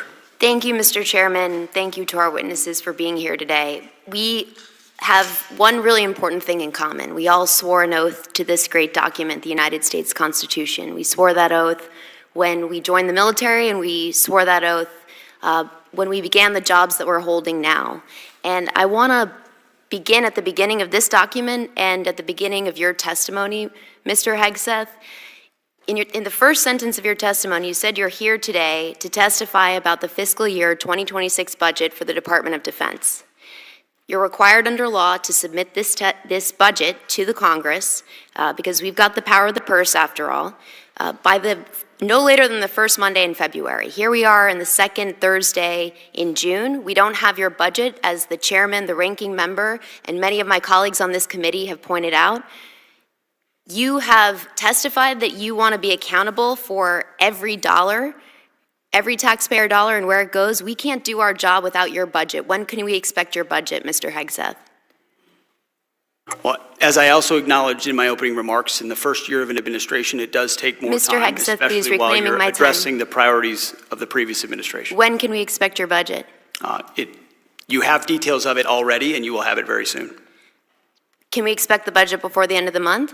I would refer to Bryn, who's working that, but I know there are a great deal of detail that is already with the committee. Okay, let the record reflect that you haven't given us a commitment, but you're required by law to do so. You're also required by law to pass an audit.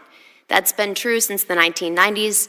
The Department of Defense is the only department that has continually failed an audit. You've committed to passing an audit in 2028, but we expect you to pass an audit this year, and hope you will work with us to achieve that goal. Mr. Chairman, I want to thank you for your testimony and what you've said about the threats that we face as the United States, threats from China, Russia, and Iran, and I want to ask briefly questions about each. Mr. Chairman, you've said that the Chinese Communist Party is advancing an unprecedented military modernization effort with cutting-edge technologies, including artificial intelligence. Do you agree that the United States military must have more powerful AI capabilities than China? Well, ma'am, first, thank you also for your service in the Navy. I think LLMs and AI really underpinning all of our command and control capabilities is now and will be in the future a key and essential tool for decision making. Thank you. I agree that American AI dominance is extremely important. Yes, Mr. Hegseth, should American AI dominance be up for negotiation with China and any trade talks that are underway? As the chairman said, we're very focused on AI dominance. It's central to maintaining our cutting edge, and we're doing that. Good. Well, I hope, will you commit to telling the president not to sacrifice American AI dominance in any of his negotiations with the Chinese? The president is not surrendering any of our dominance to the Chinese. Good, I'll take that as a yes, that you'll be advocating for that. Thank you very much. I hope you'll also, you've both spoken to the importance of competition in the defense industrial base. I agree with that deeply. I'd point out that 40% of small businesses have left our defense industrial base supply chain in the past decade, and trade wars that have caused unprecedented uncertainty are going to drive more small businesses out of business. And that's something I hope we can work together to try to prevent, because it's very real in my home state of New Hampshire.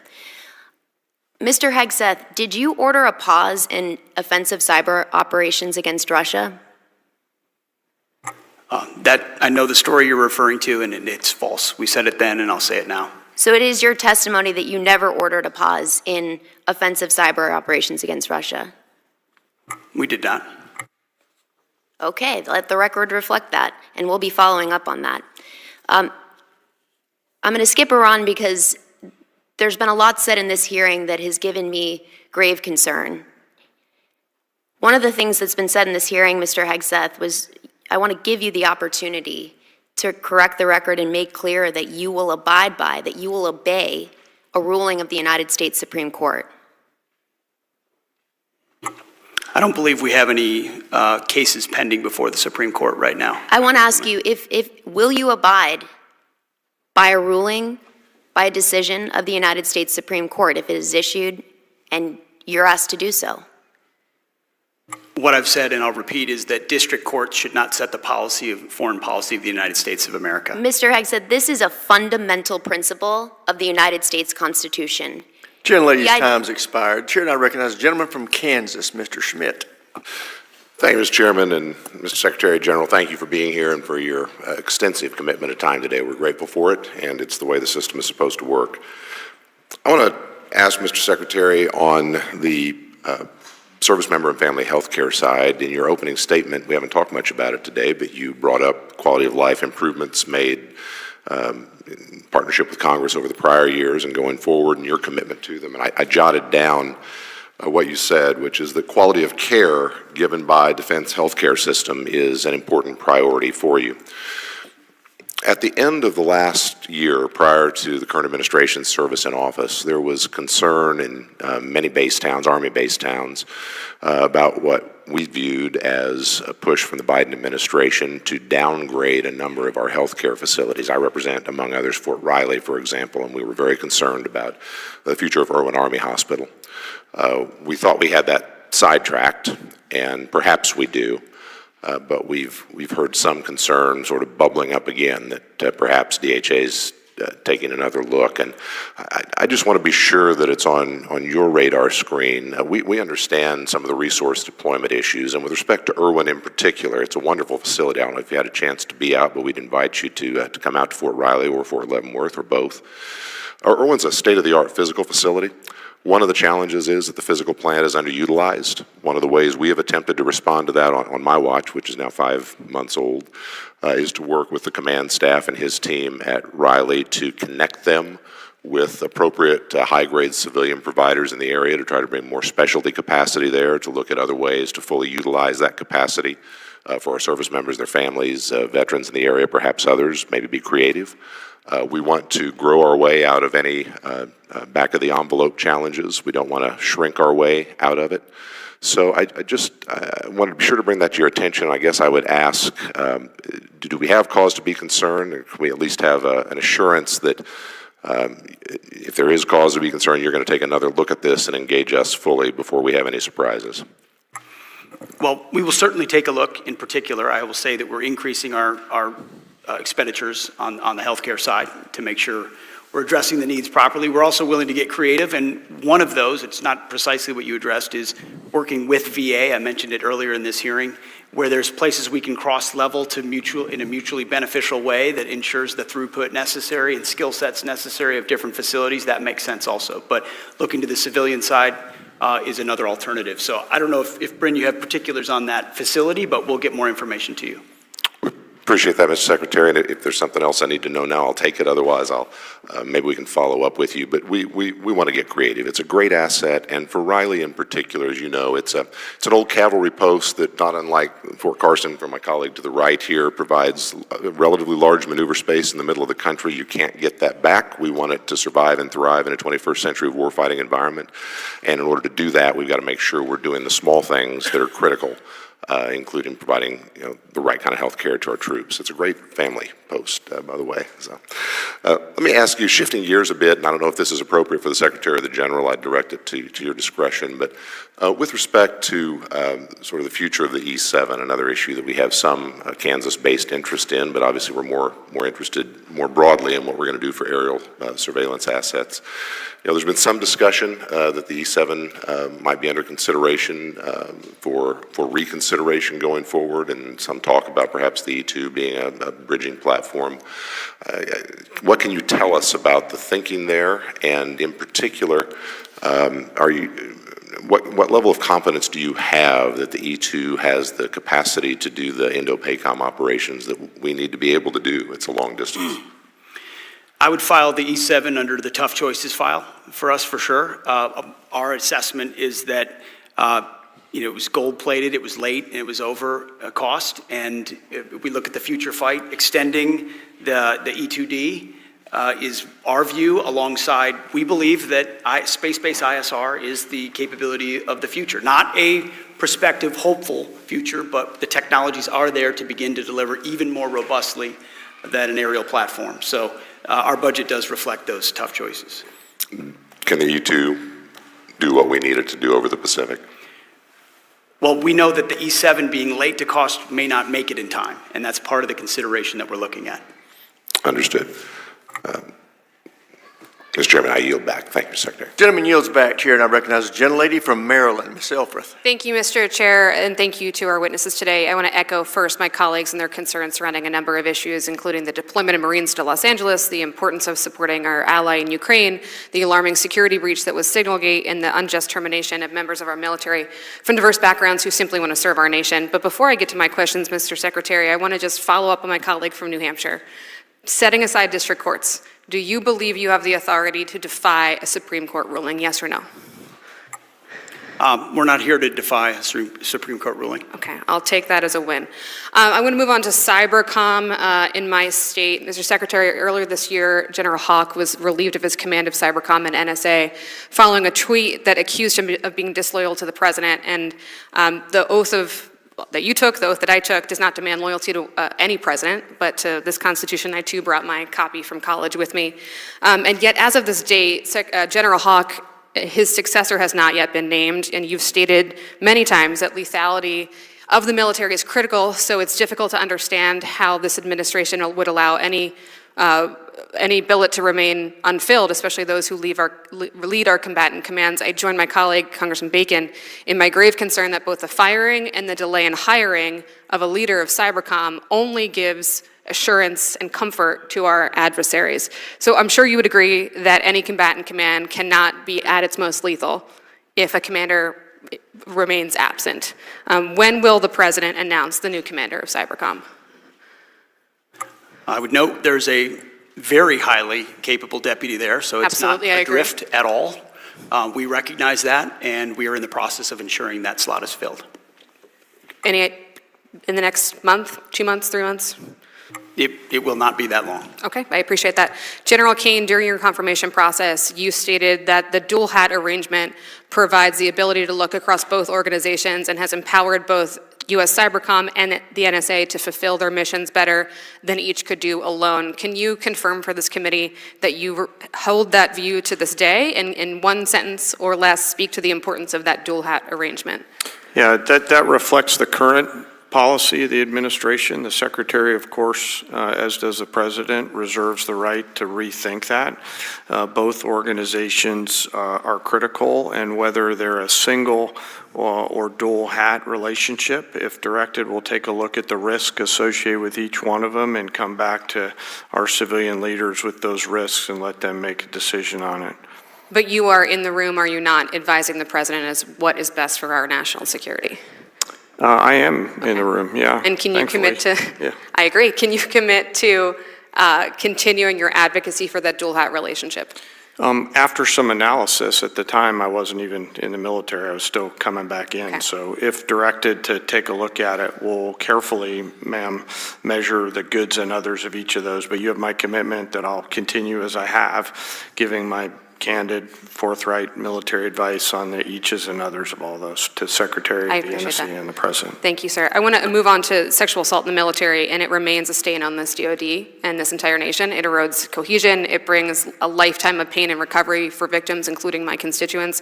It's important to members of this committee that funding for SAPR in particular increases, and that any flatline of that funding would be viewed as a decrease. In preparation for and during your confirmation, Mr. Secretary, you made commitments that you would support a robust sexual assault program and response program that, quote, seeks to drive sexual assaults in the military down to zero. I commend you for that commitment. I agree with it. And yet, it's been brought up many times, we have no budget by which to measure your commitment and your promises. So can you commit to today that when we do at last receive your final FY26 budget, we will see an increase to SAPR funding and a plan from you as to how to drive sexual assaults down to zero?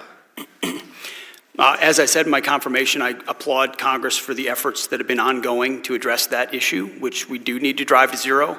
That funding has not been reduced. We've looked at a lot of places for efficiencies. That has not been one, and I think you've seen the same news I have, that thankfully sexual assaults are coming down, and we continue to want to do that. But we have to remain ever vigilant, which is why I hope it's not level funded. I hope we can continue to drive that down, so I look forward to that final budget whenever we do receive it. Lastly, and I'll take this for the record, moving on to a similar topic, which is rape kits for DoD civilians overseas. In April, DHA issued a memo denying DoD non-beneficiary civilians who are victims of sexual assault and rape access to sexual assault evidence collection kits.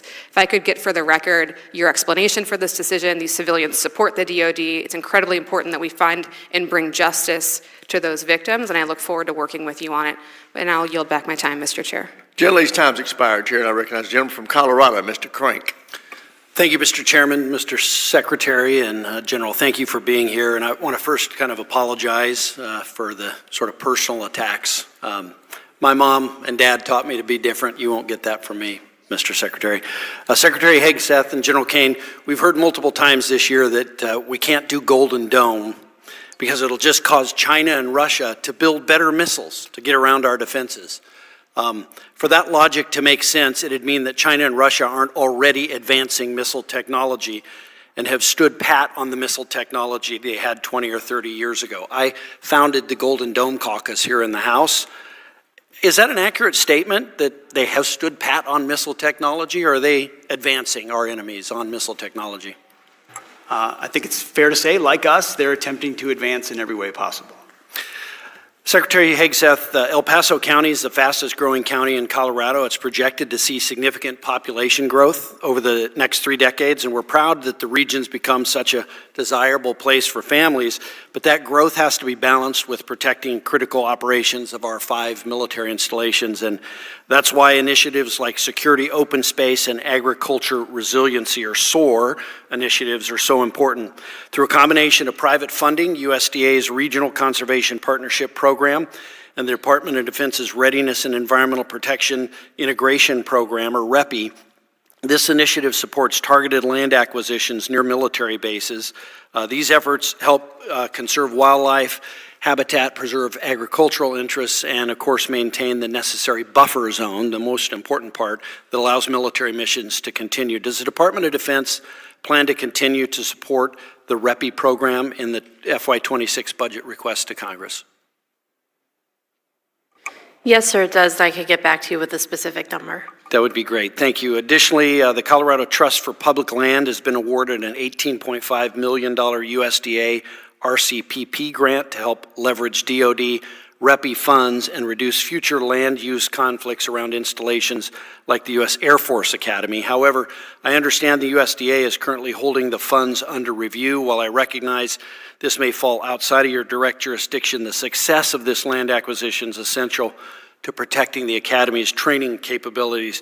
Can I count on your assistance in working with USDA to find a solution that protects the readiness of the Air Force Academy and responsible federal funding? Yeah, we're happy to look at that with you. Great, thank you. I also would like to talk a little bit about the border. My district is home to U.S. Northern Command. We're very proud of what U.S. Northern Command has done with the new authorities that on January 20th the President gave Northern Command on the southern border. And in addition, 4th ID has troops down there. Could you talk a bit about some of the great work that the U.S. military is doing in support of securing our southern border? We think it's foundational and fundamental work to the security of our nation. And as I've said before, because the previous administration allowed 21 million illegals from places we don't know to enter our country. And thank you for asking that, because it gives me an opportunity to sort of, I see questions that are specifically meant to attempt to sow discord between the chairman and I, knowing you're going to get different answers based on our positions. And he has said, the technicalities of an invasion, well, we're not talking about an invading army here. So of course everyone's trying to spin his words. What we're talking about is the invasion of human beings, mostly military-age males from all around the world. We have no idea what their intentions are, and they facilitated it under the previous administration. So me in my position, I can I can clearly state that it is an invasion. And we are proud to have the military at the border to interdict that. And they're every single day, through increased authorities, are working together with Border Patrol to ensure that that number goes from 99.9% to 100 at the southern border. I cannot commend the Joint Staff, NORTHCOM, and our military for reacting to that in the early days of the administration, orienting their focus to the southern border, and applying the manpower expertise necessary, because for 2 decades, we spent 20 years guarding other people's borders, and we got really good at it. And it's about time we take that expertise and apply it to ours. And I commend our military for following those lawful orders and executing it incredibly well. They did a great job, and it's very similar to what's happening right now in Los Angeles. It's a support role. They're not down there arresting people. They're not doing that, but they're doing a great job supporting. Thank you, Mr. Secretary. I'd yield back. Thank you. The chair now recognizes the gentleman from California, Mr. Whitesides. Thank you. Mr. Chairman and Mr. Secretary, thank you for your service to the country. I'm a new member of Congress from the north side of Los Angeles, and I'm proud to represent a region with both a large veteran community and a world-class aerospace production base. It was our area that broke the speed of sound for the first time, that assembled the space shuttles, and that now builds many of the most advanced aircraft that this nation depends on for its national security. I want to start by communicating my deep concern for the deployment of military troops to the streets of Los Angeles County.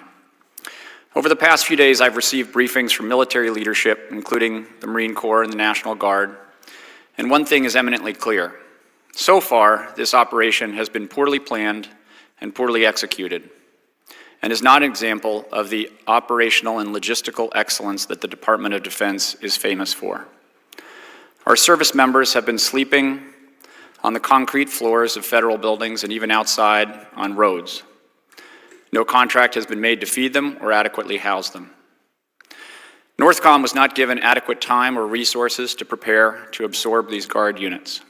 The lines of command are muddy at best.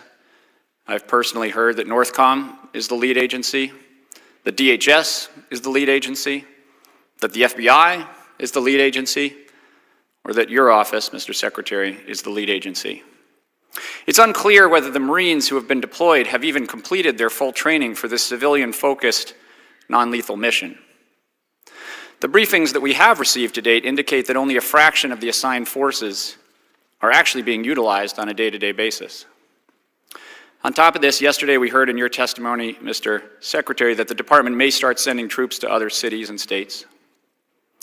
And early today, you refused to say whether you would follow the decision of the Supreme Court on the legality of the deployments of the National Guard and the Marines. We're on an extraordinarily dangerous path. The nation's founding fathers were rightfully deeply skeptical of domestic deployment of federal troops. That skepticism stretches all the way back to the Boston Massacre and is a skepticism based on blood. Going forward, I would urge you to avoid politics and to actually pay attention to what law enforcement officers are saying on the ground. Now, we've talked a lot today about leadership and accountability. I've been lucky to work for several inspiring leaders. When I was NASA Chief of Staff, my boss was Administrator Charlie Bolden, who you may know, served as a decorated Marine general, as well as a space shuttle commander. This was a Marine who flew more than 100 combat missions in North and South Vietnam, Laos, and Cambodia. He commanded the mission which deployed the Hubble Space Telescope, which at the time was the largest object ever deployed by the shuttle. He's a serious man and an American hero. I haven't been a member of the Armed Services Committee for very long, just over 5 months, but in that time I've had the privilege to meet and talk with the senior-most members of our military. I've met men and women who've served for decades in our armed services, who've served for years in combat zones. What have I learned from these American heroes? Leaders don't just speak, they listen. They are strong, but they show humility. They are curious, and they learn from all members of their team, even people that they disagree with. You and your team have made multiple serious errors, putting our pilots and troops at risk by disclosing operational details in unclassified communication channels, firing general officers with unique experience and leadership skills, hiring senior team members who seem to be unable to work together well and who seem unable to hold confidential information private. We need the Department of Defense to be run well, so that our troops are led well and our nation is protected. In order for that to happen, Mr. Secretary, I suspect you will need to listen more and talk less.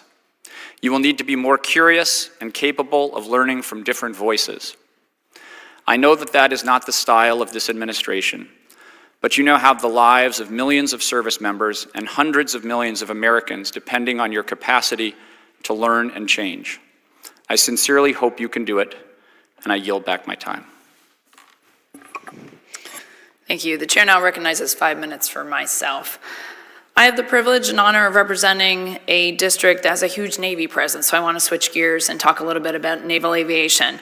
Although I am the daughter of a Green Beret who served in Vietnam, I had the privilege of serving for 10 years as a helicopter pilot. I'm married to a 20-year veteran who flew F-18s. I'm now a proud mom of a naval aviator and a son who graduated from VMI about 3 weeks ago. So big military family, and I represent a district where naval aviation, really the heart of East Coast Naval Aviation is the East Coast Master Jet Base. Yesterday we spent some time talking about the importance of the East Coast. I understand the importance of the West Coast very much in this potential China fight that we are all thinking of every day. But it can't be understated, the value of what the East Coast brings and our battle groups and our carrier strike groups that deploy, the people that live in my district.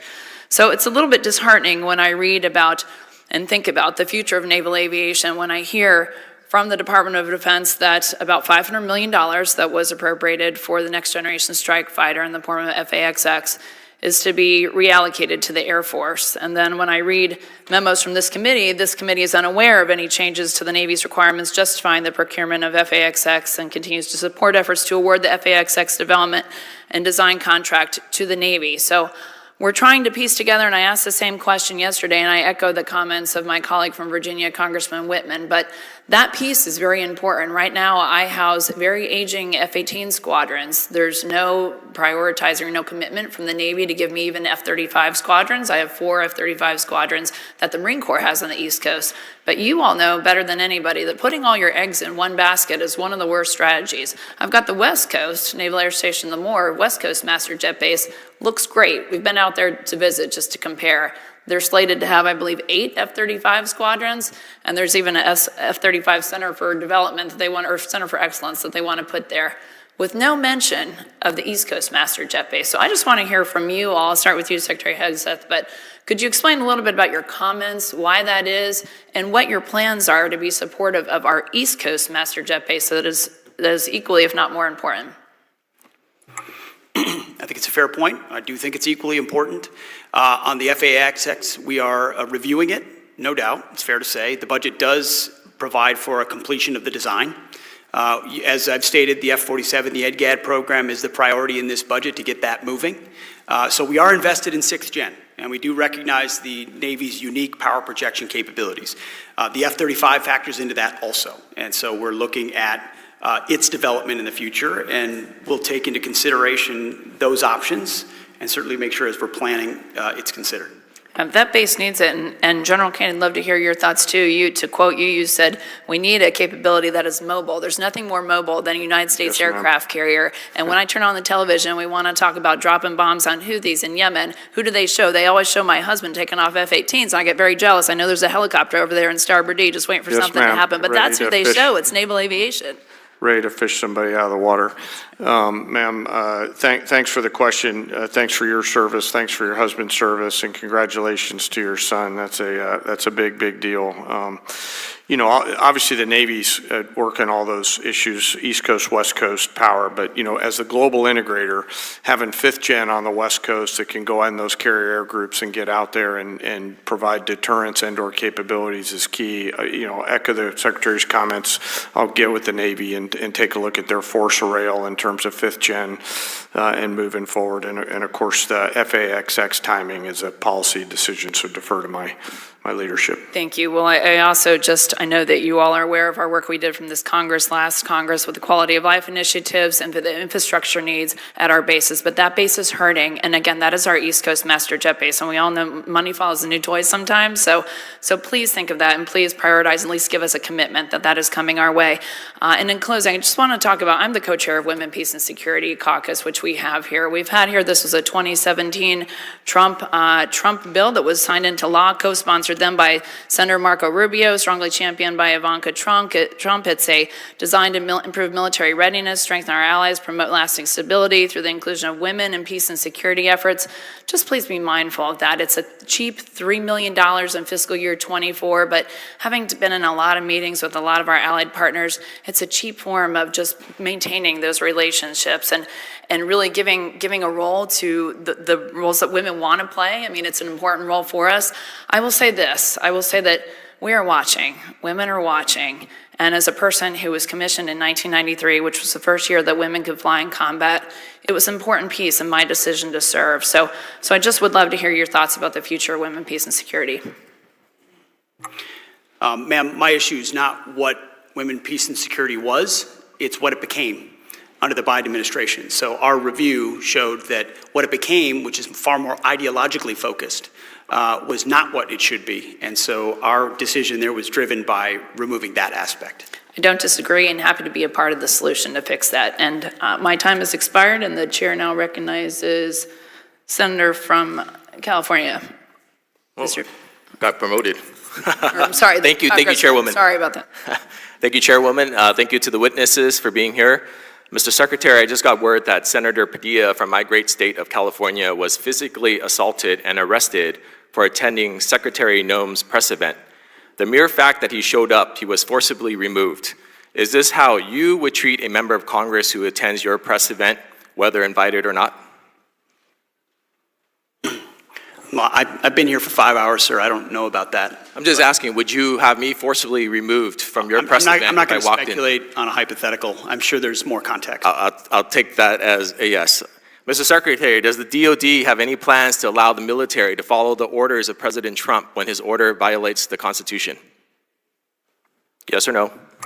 I reject the premise of that question, which is that President Trump is ordering unconstitutional orders. I'll take that as a yes as well. Mr. Secretary, the deployment of active duty Marines to California is incredibly disruptive to the lives of service members who are being drawn into the President's publicity stunt. And I want to know how you're planning to take care of these troops. So will you commit to sending my office and this committee a detailed plan on how you plan to house and feed the 700 Marines and potentially thousands of Marines? What's disruptive is when concrete blocks are thrown at the heads of ICE officers. And so we're proud that National Guardsmen and Marines have responded in real time to help defend those federal law enforcement officers. So do you have a plan? Do you have a plan to house Not only do we have a plan, but it's been a focus of mine. I've held a riot shield before in a riot. I recognize what it means to respond in real time without enough time. Mr. Secretary, will you get me that plan, everything they can as fast as they can, and we have a plan for that. Mr. Secretary, I reclaim my plan. Chairwoman, LA Mayor Bass stated that the area placed under the recent curfew is around 1 square mile. Is that the same area where service members will be deployed? Service members are in Los Angeles to defend law enforcement. Do you know? ICE agents and facilities. So essentially, you're telling me that American people and the American people that a 1 square mile block of LA, and for the record, LA County is over 4,700 square miles, warrants the deployment of 700 Marines and the federalization of 4,000 California National Guardsmen. You testified earlier that you will send in the military to protect local law enforcement. Did LAPD Police Chief McDonnell ask you for your help? I read reports on a regular basis. Did he ask for your help? From ICE agents who I'll take that as a couldn't no. be more grateful. Did for the LA fact that Sheriff there are Luna soldiers ask there for you helping to do send their in the job? military, Mr. Secretary? Did LA Sheriff Luna ask you to send in the military? Yes or no? I don't work for the LA Sheriff, sir. Well, you said you sent them in to support the military, but they didn't even ask for your, to support law enforcement, but they didn't even ask for your help. Have you been to Los Angeles in the last 7 days? My team is, from the top down, focused on making sure Los Angeles I'll also is, take that as a no. How did you arrive at the decision not to coordinate with local law enforcement and the governor's office on the initial deployment? It would be great if the governor attempted to actually coordinate instead of grandstand. All right, so I believe you're secretly deploying troops to an area without coordinating with local officials is somehow not disruptive and to the logistical and operational conditions on the ground. You agree with that? I would need you to repeat the question, sir. Does the department plan on coordinating with Governor Newsom's office on local law enforcement going forward, Mr. Secretary? We've coordinated with local law enforcement quite well, but the governor's been an obstruction to that, of course. All right, Secretary Hegseth, this political stunt, and by your own admission, is expected to cost the American taxpayer at least $134 million and will disrupt the lives of hundreds and potentially thousands of active duty Marines and 4,000 National Guardsmen. That's $134 million and thousands of personnel diverted away from critical missions in the Indo-Pacific, where China is rapidly expanding from Europe, where NATO needs US support amid growing Russian aggression, and from CENTCOM, where tensions are escalating so critically that your own General Kurilla had to cancel all his testimony in Congress today. Your redirection of combat-ready troops from real-world national security threats to manage a domestic protest is gross mismanagement and a slap in the face of service members whose lives are disrupted throughout this event. As a veteran myself, it's a disgrace, and you should be ashamed. I yield back. The gentleman's Madam time Chair, has expired. Madam Chair, can we add into record, please, that the gentleman from California has just stated that it is okay to have 1 mile of complete criminality in LA so long as it doesn't cover the 4700. That was not my statement. Madam Chair, that it's okay. Mr. Mills has not been recognized. This is absolutely Either gentleman, absurd. either gentleman is recognized. Have the right to over to the, you have not been recognized Either by gentleman the is chair. recognized. The chair now And neither chair recognizes controls the the congressman And neither have from you, Louisiana, Mr. Higgins, for 5 minutes. Well, thank you, Madam Chair. Let's bring it down a notch, shall we? It's always fascinating to observe folks talking about things they've never experienced with a great deal of authority up in this bizarre body, reading scripted, hateful, planned rhetoric and directing them at you gentlemen, who do indeed know what it is to stand a post.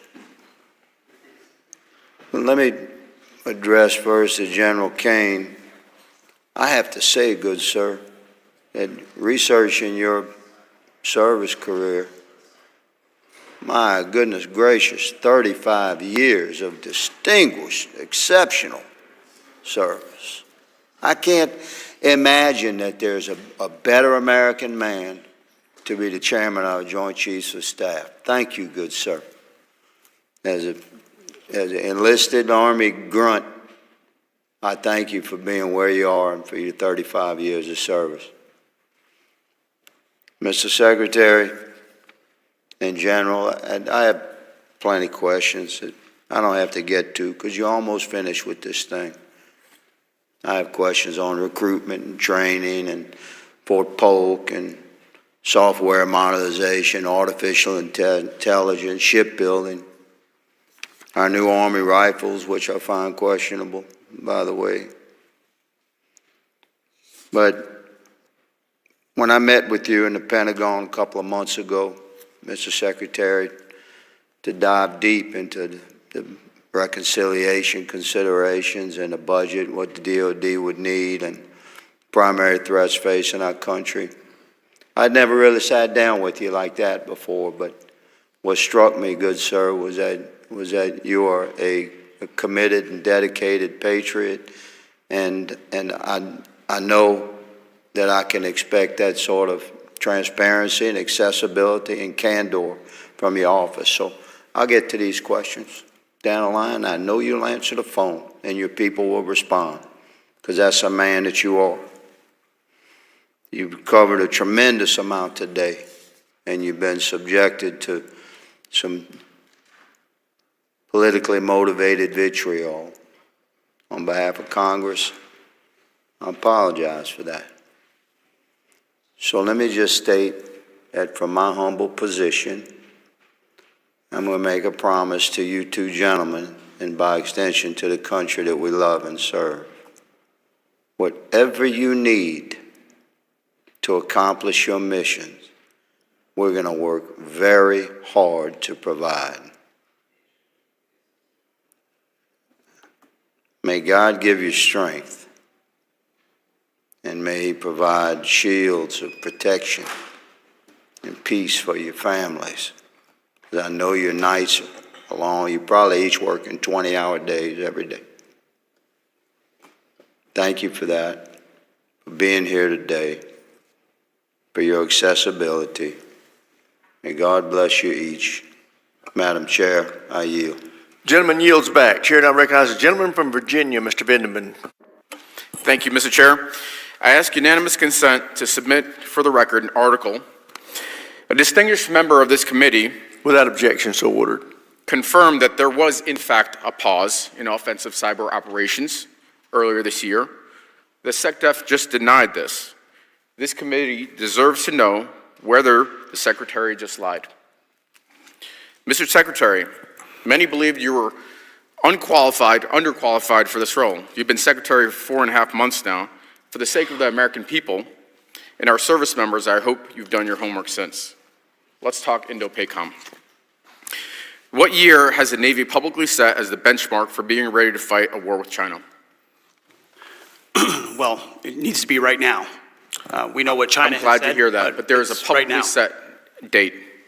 Well, we know it wouldn't be prudent for me in this environment to reveal when we think we're ready. That's what China has said, and we understand what they're saying, and we want to be capable and ready for it.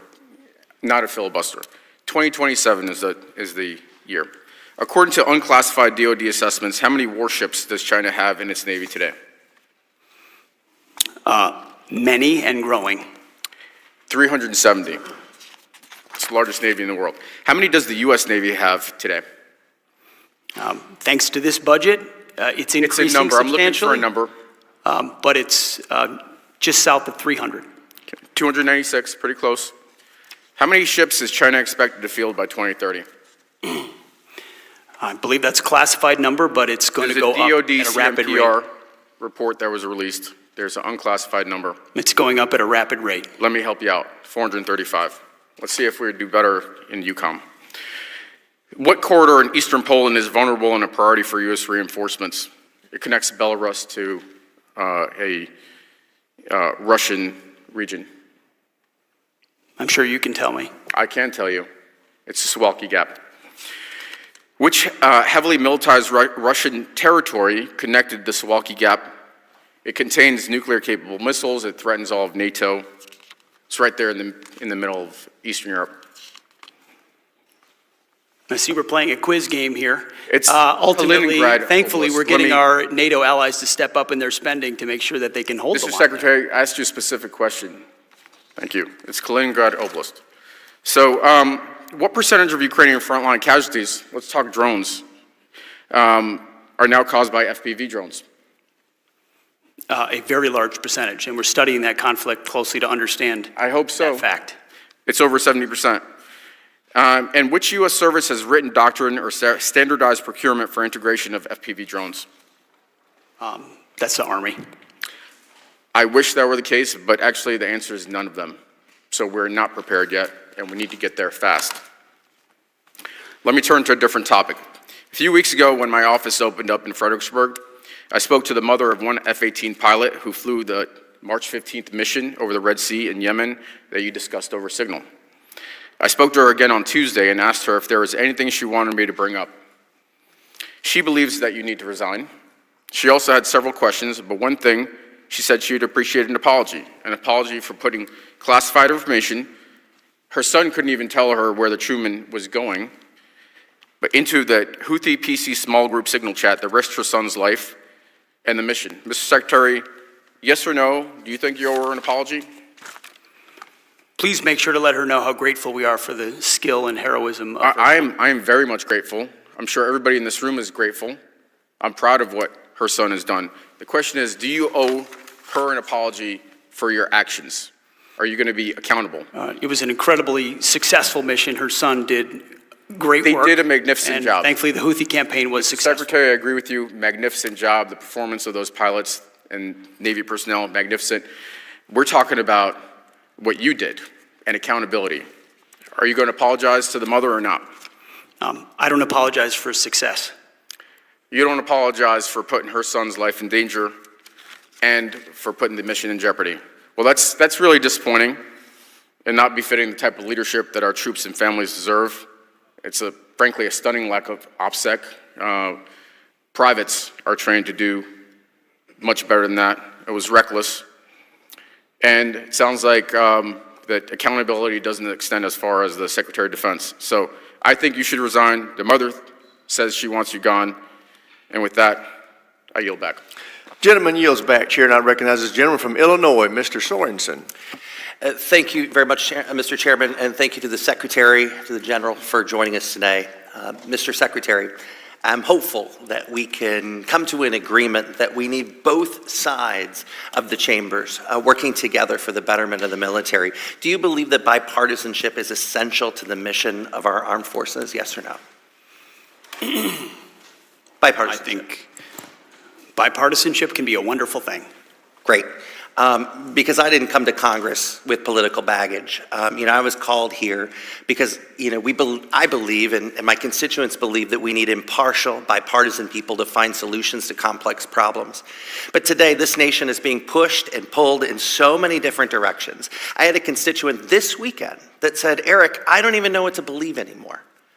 Facts don't matter. Conspiracy theories run rampant like brush fires without anyone to quell them. So I'm hoping you can shoot straight from the hip with me. We're almost done. Do you have a targeted number of reductions in civilian personnel in our armed forces? We have very diligently tried to identify the places where we might need to make changes, but for the most part, it's been a DRP process, a volunteer process of civilians to try to reduce the number for cost savings. Is there an analysis that supports how you're coming up with these decisions? We looked at about 8 to 10%, Congressman, but ultimately, everyone here acknowledges that the civilian size of the DoD has exploded over the last 20 years. And so where there are room for efficiencies, we are actively trying to find them and right-size those spots, because a lot of those places are not making us more nimble or faster at what we do.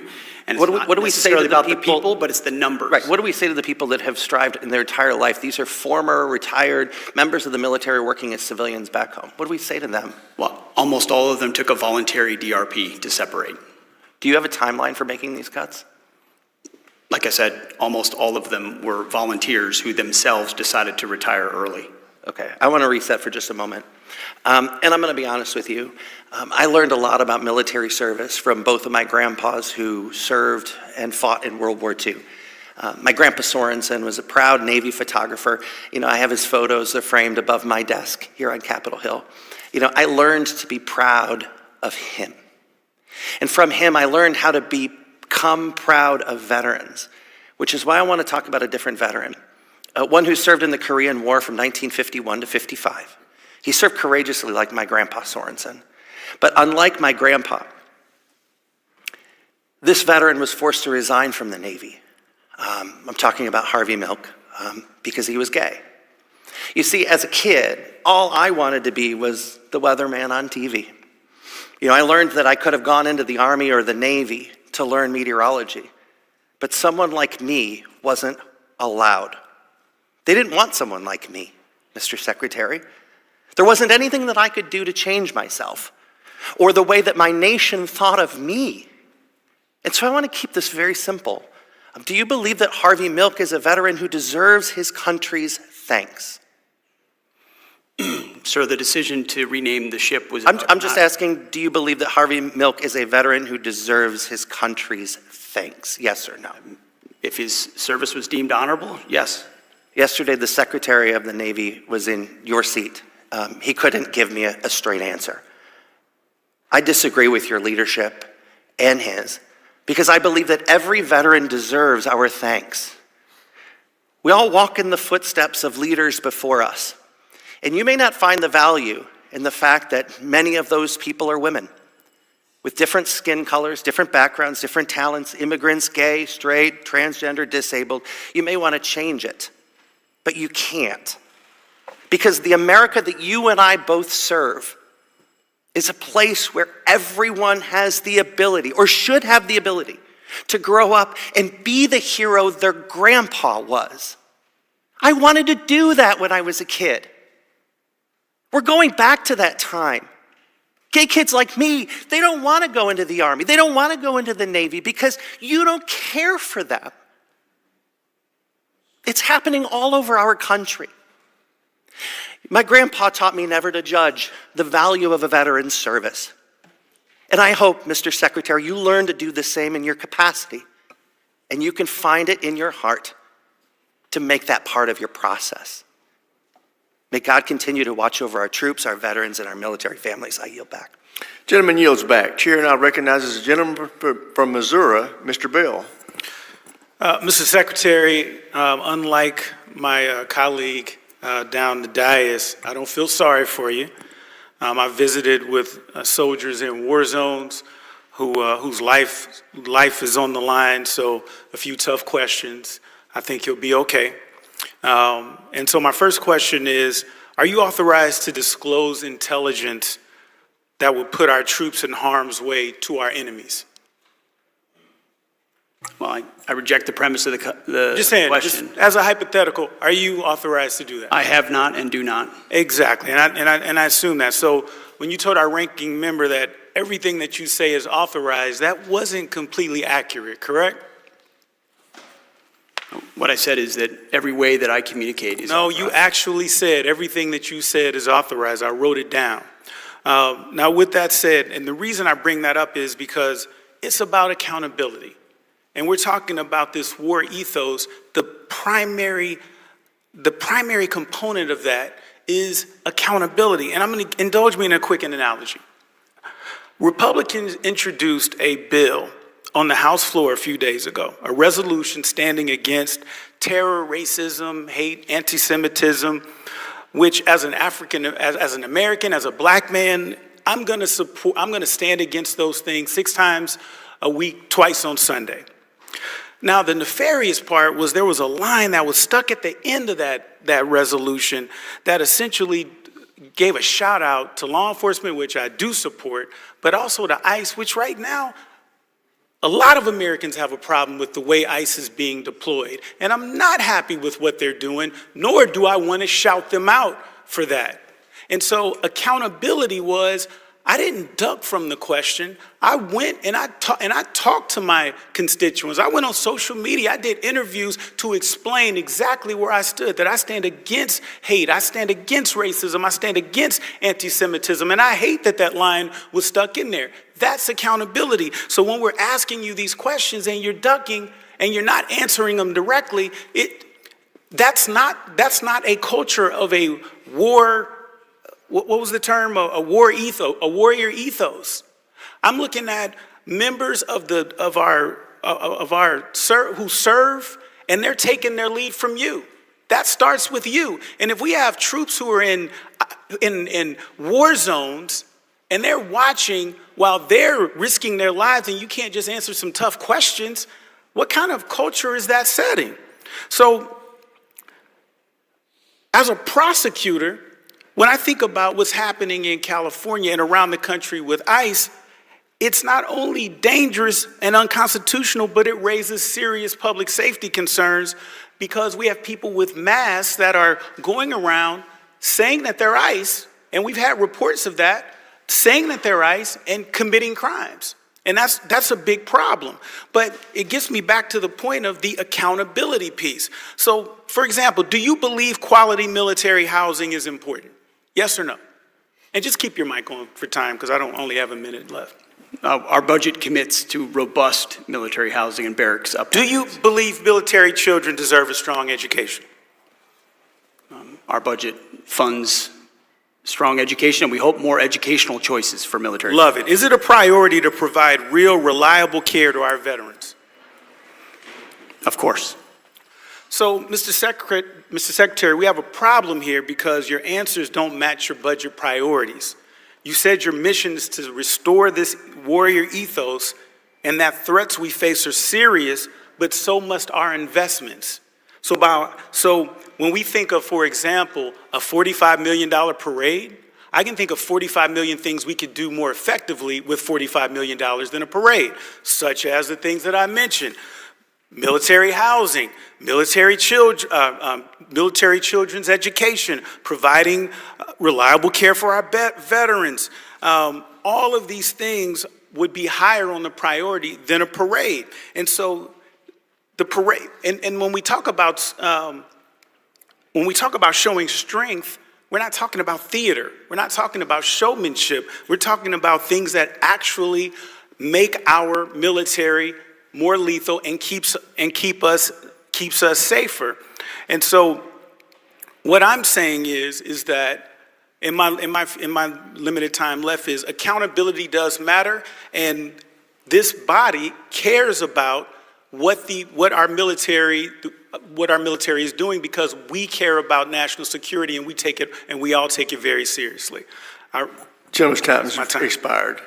All time for member questions has expired. The chair now recognizes the ranking member for any closing comments.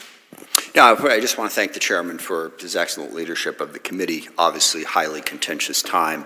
The only comment I would make, a number of members of the other side expressed outrage that we were critical of Secretary Hegseth. I don't know how many of those members sat here when Joe Biden was president, but the savage attacks on Biden and Secretary Austin and Chairman Milley, I mean, the hypocrisy of that was just breathtaking for me to behold. And let me just say, I think I agree with what Mr. Bell just said. You know, tough job. Not as tough as a lot of other jobs, but part of it is you are accountable to this body, and you are accountable to answer questions, even if sometimes they are obnoxious. That's part of the gig. And I do hope going forward that the Department of Defense will have greater contact with this committee. I have not spoken to you one-on-one in the entire time you've been Secretary of Defense, only interacted with you twice. I've been through a ton of Secretaries of Defense that served for presidents, including President Trump. Always had a very good relationship and a very good conversation.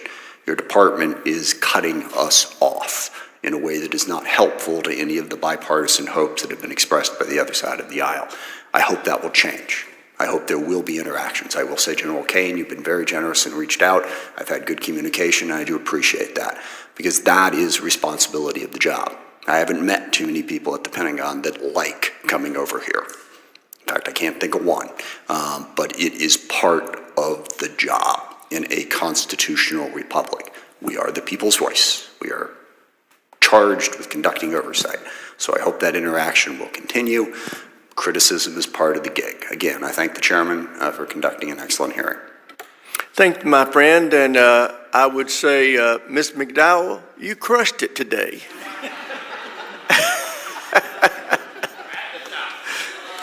So for your first...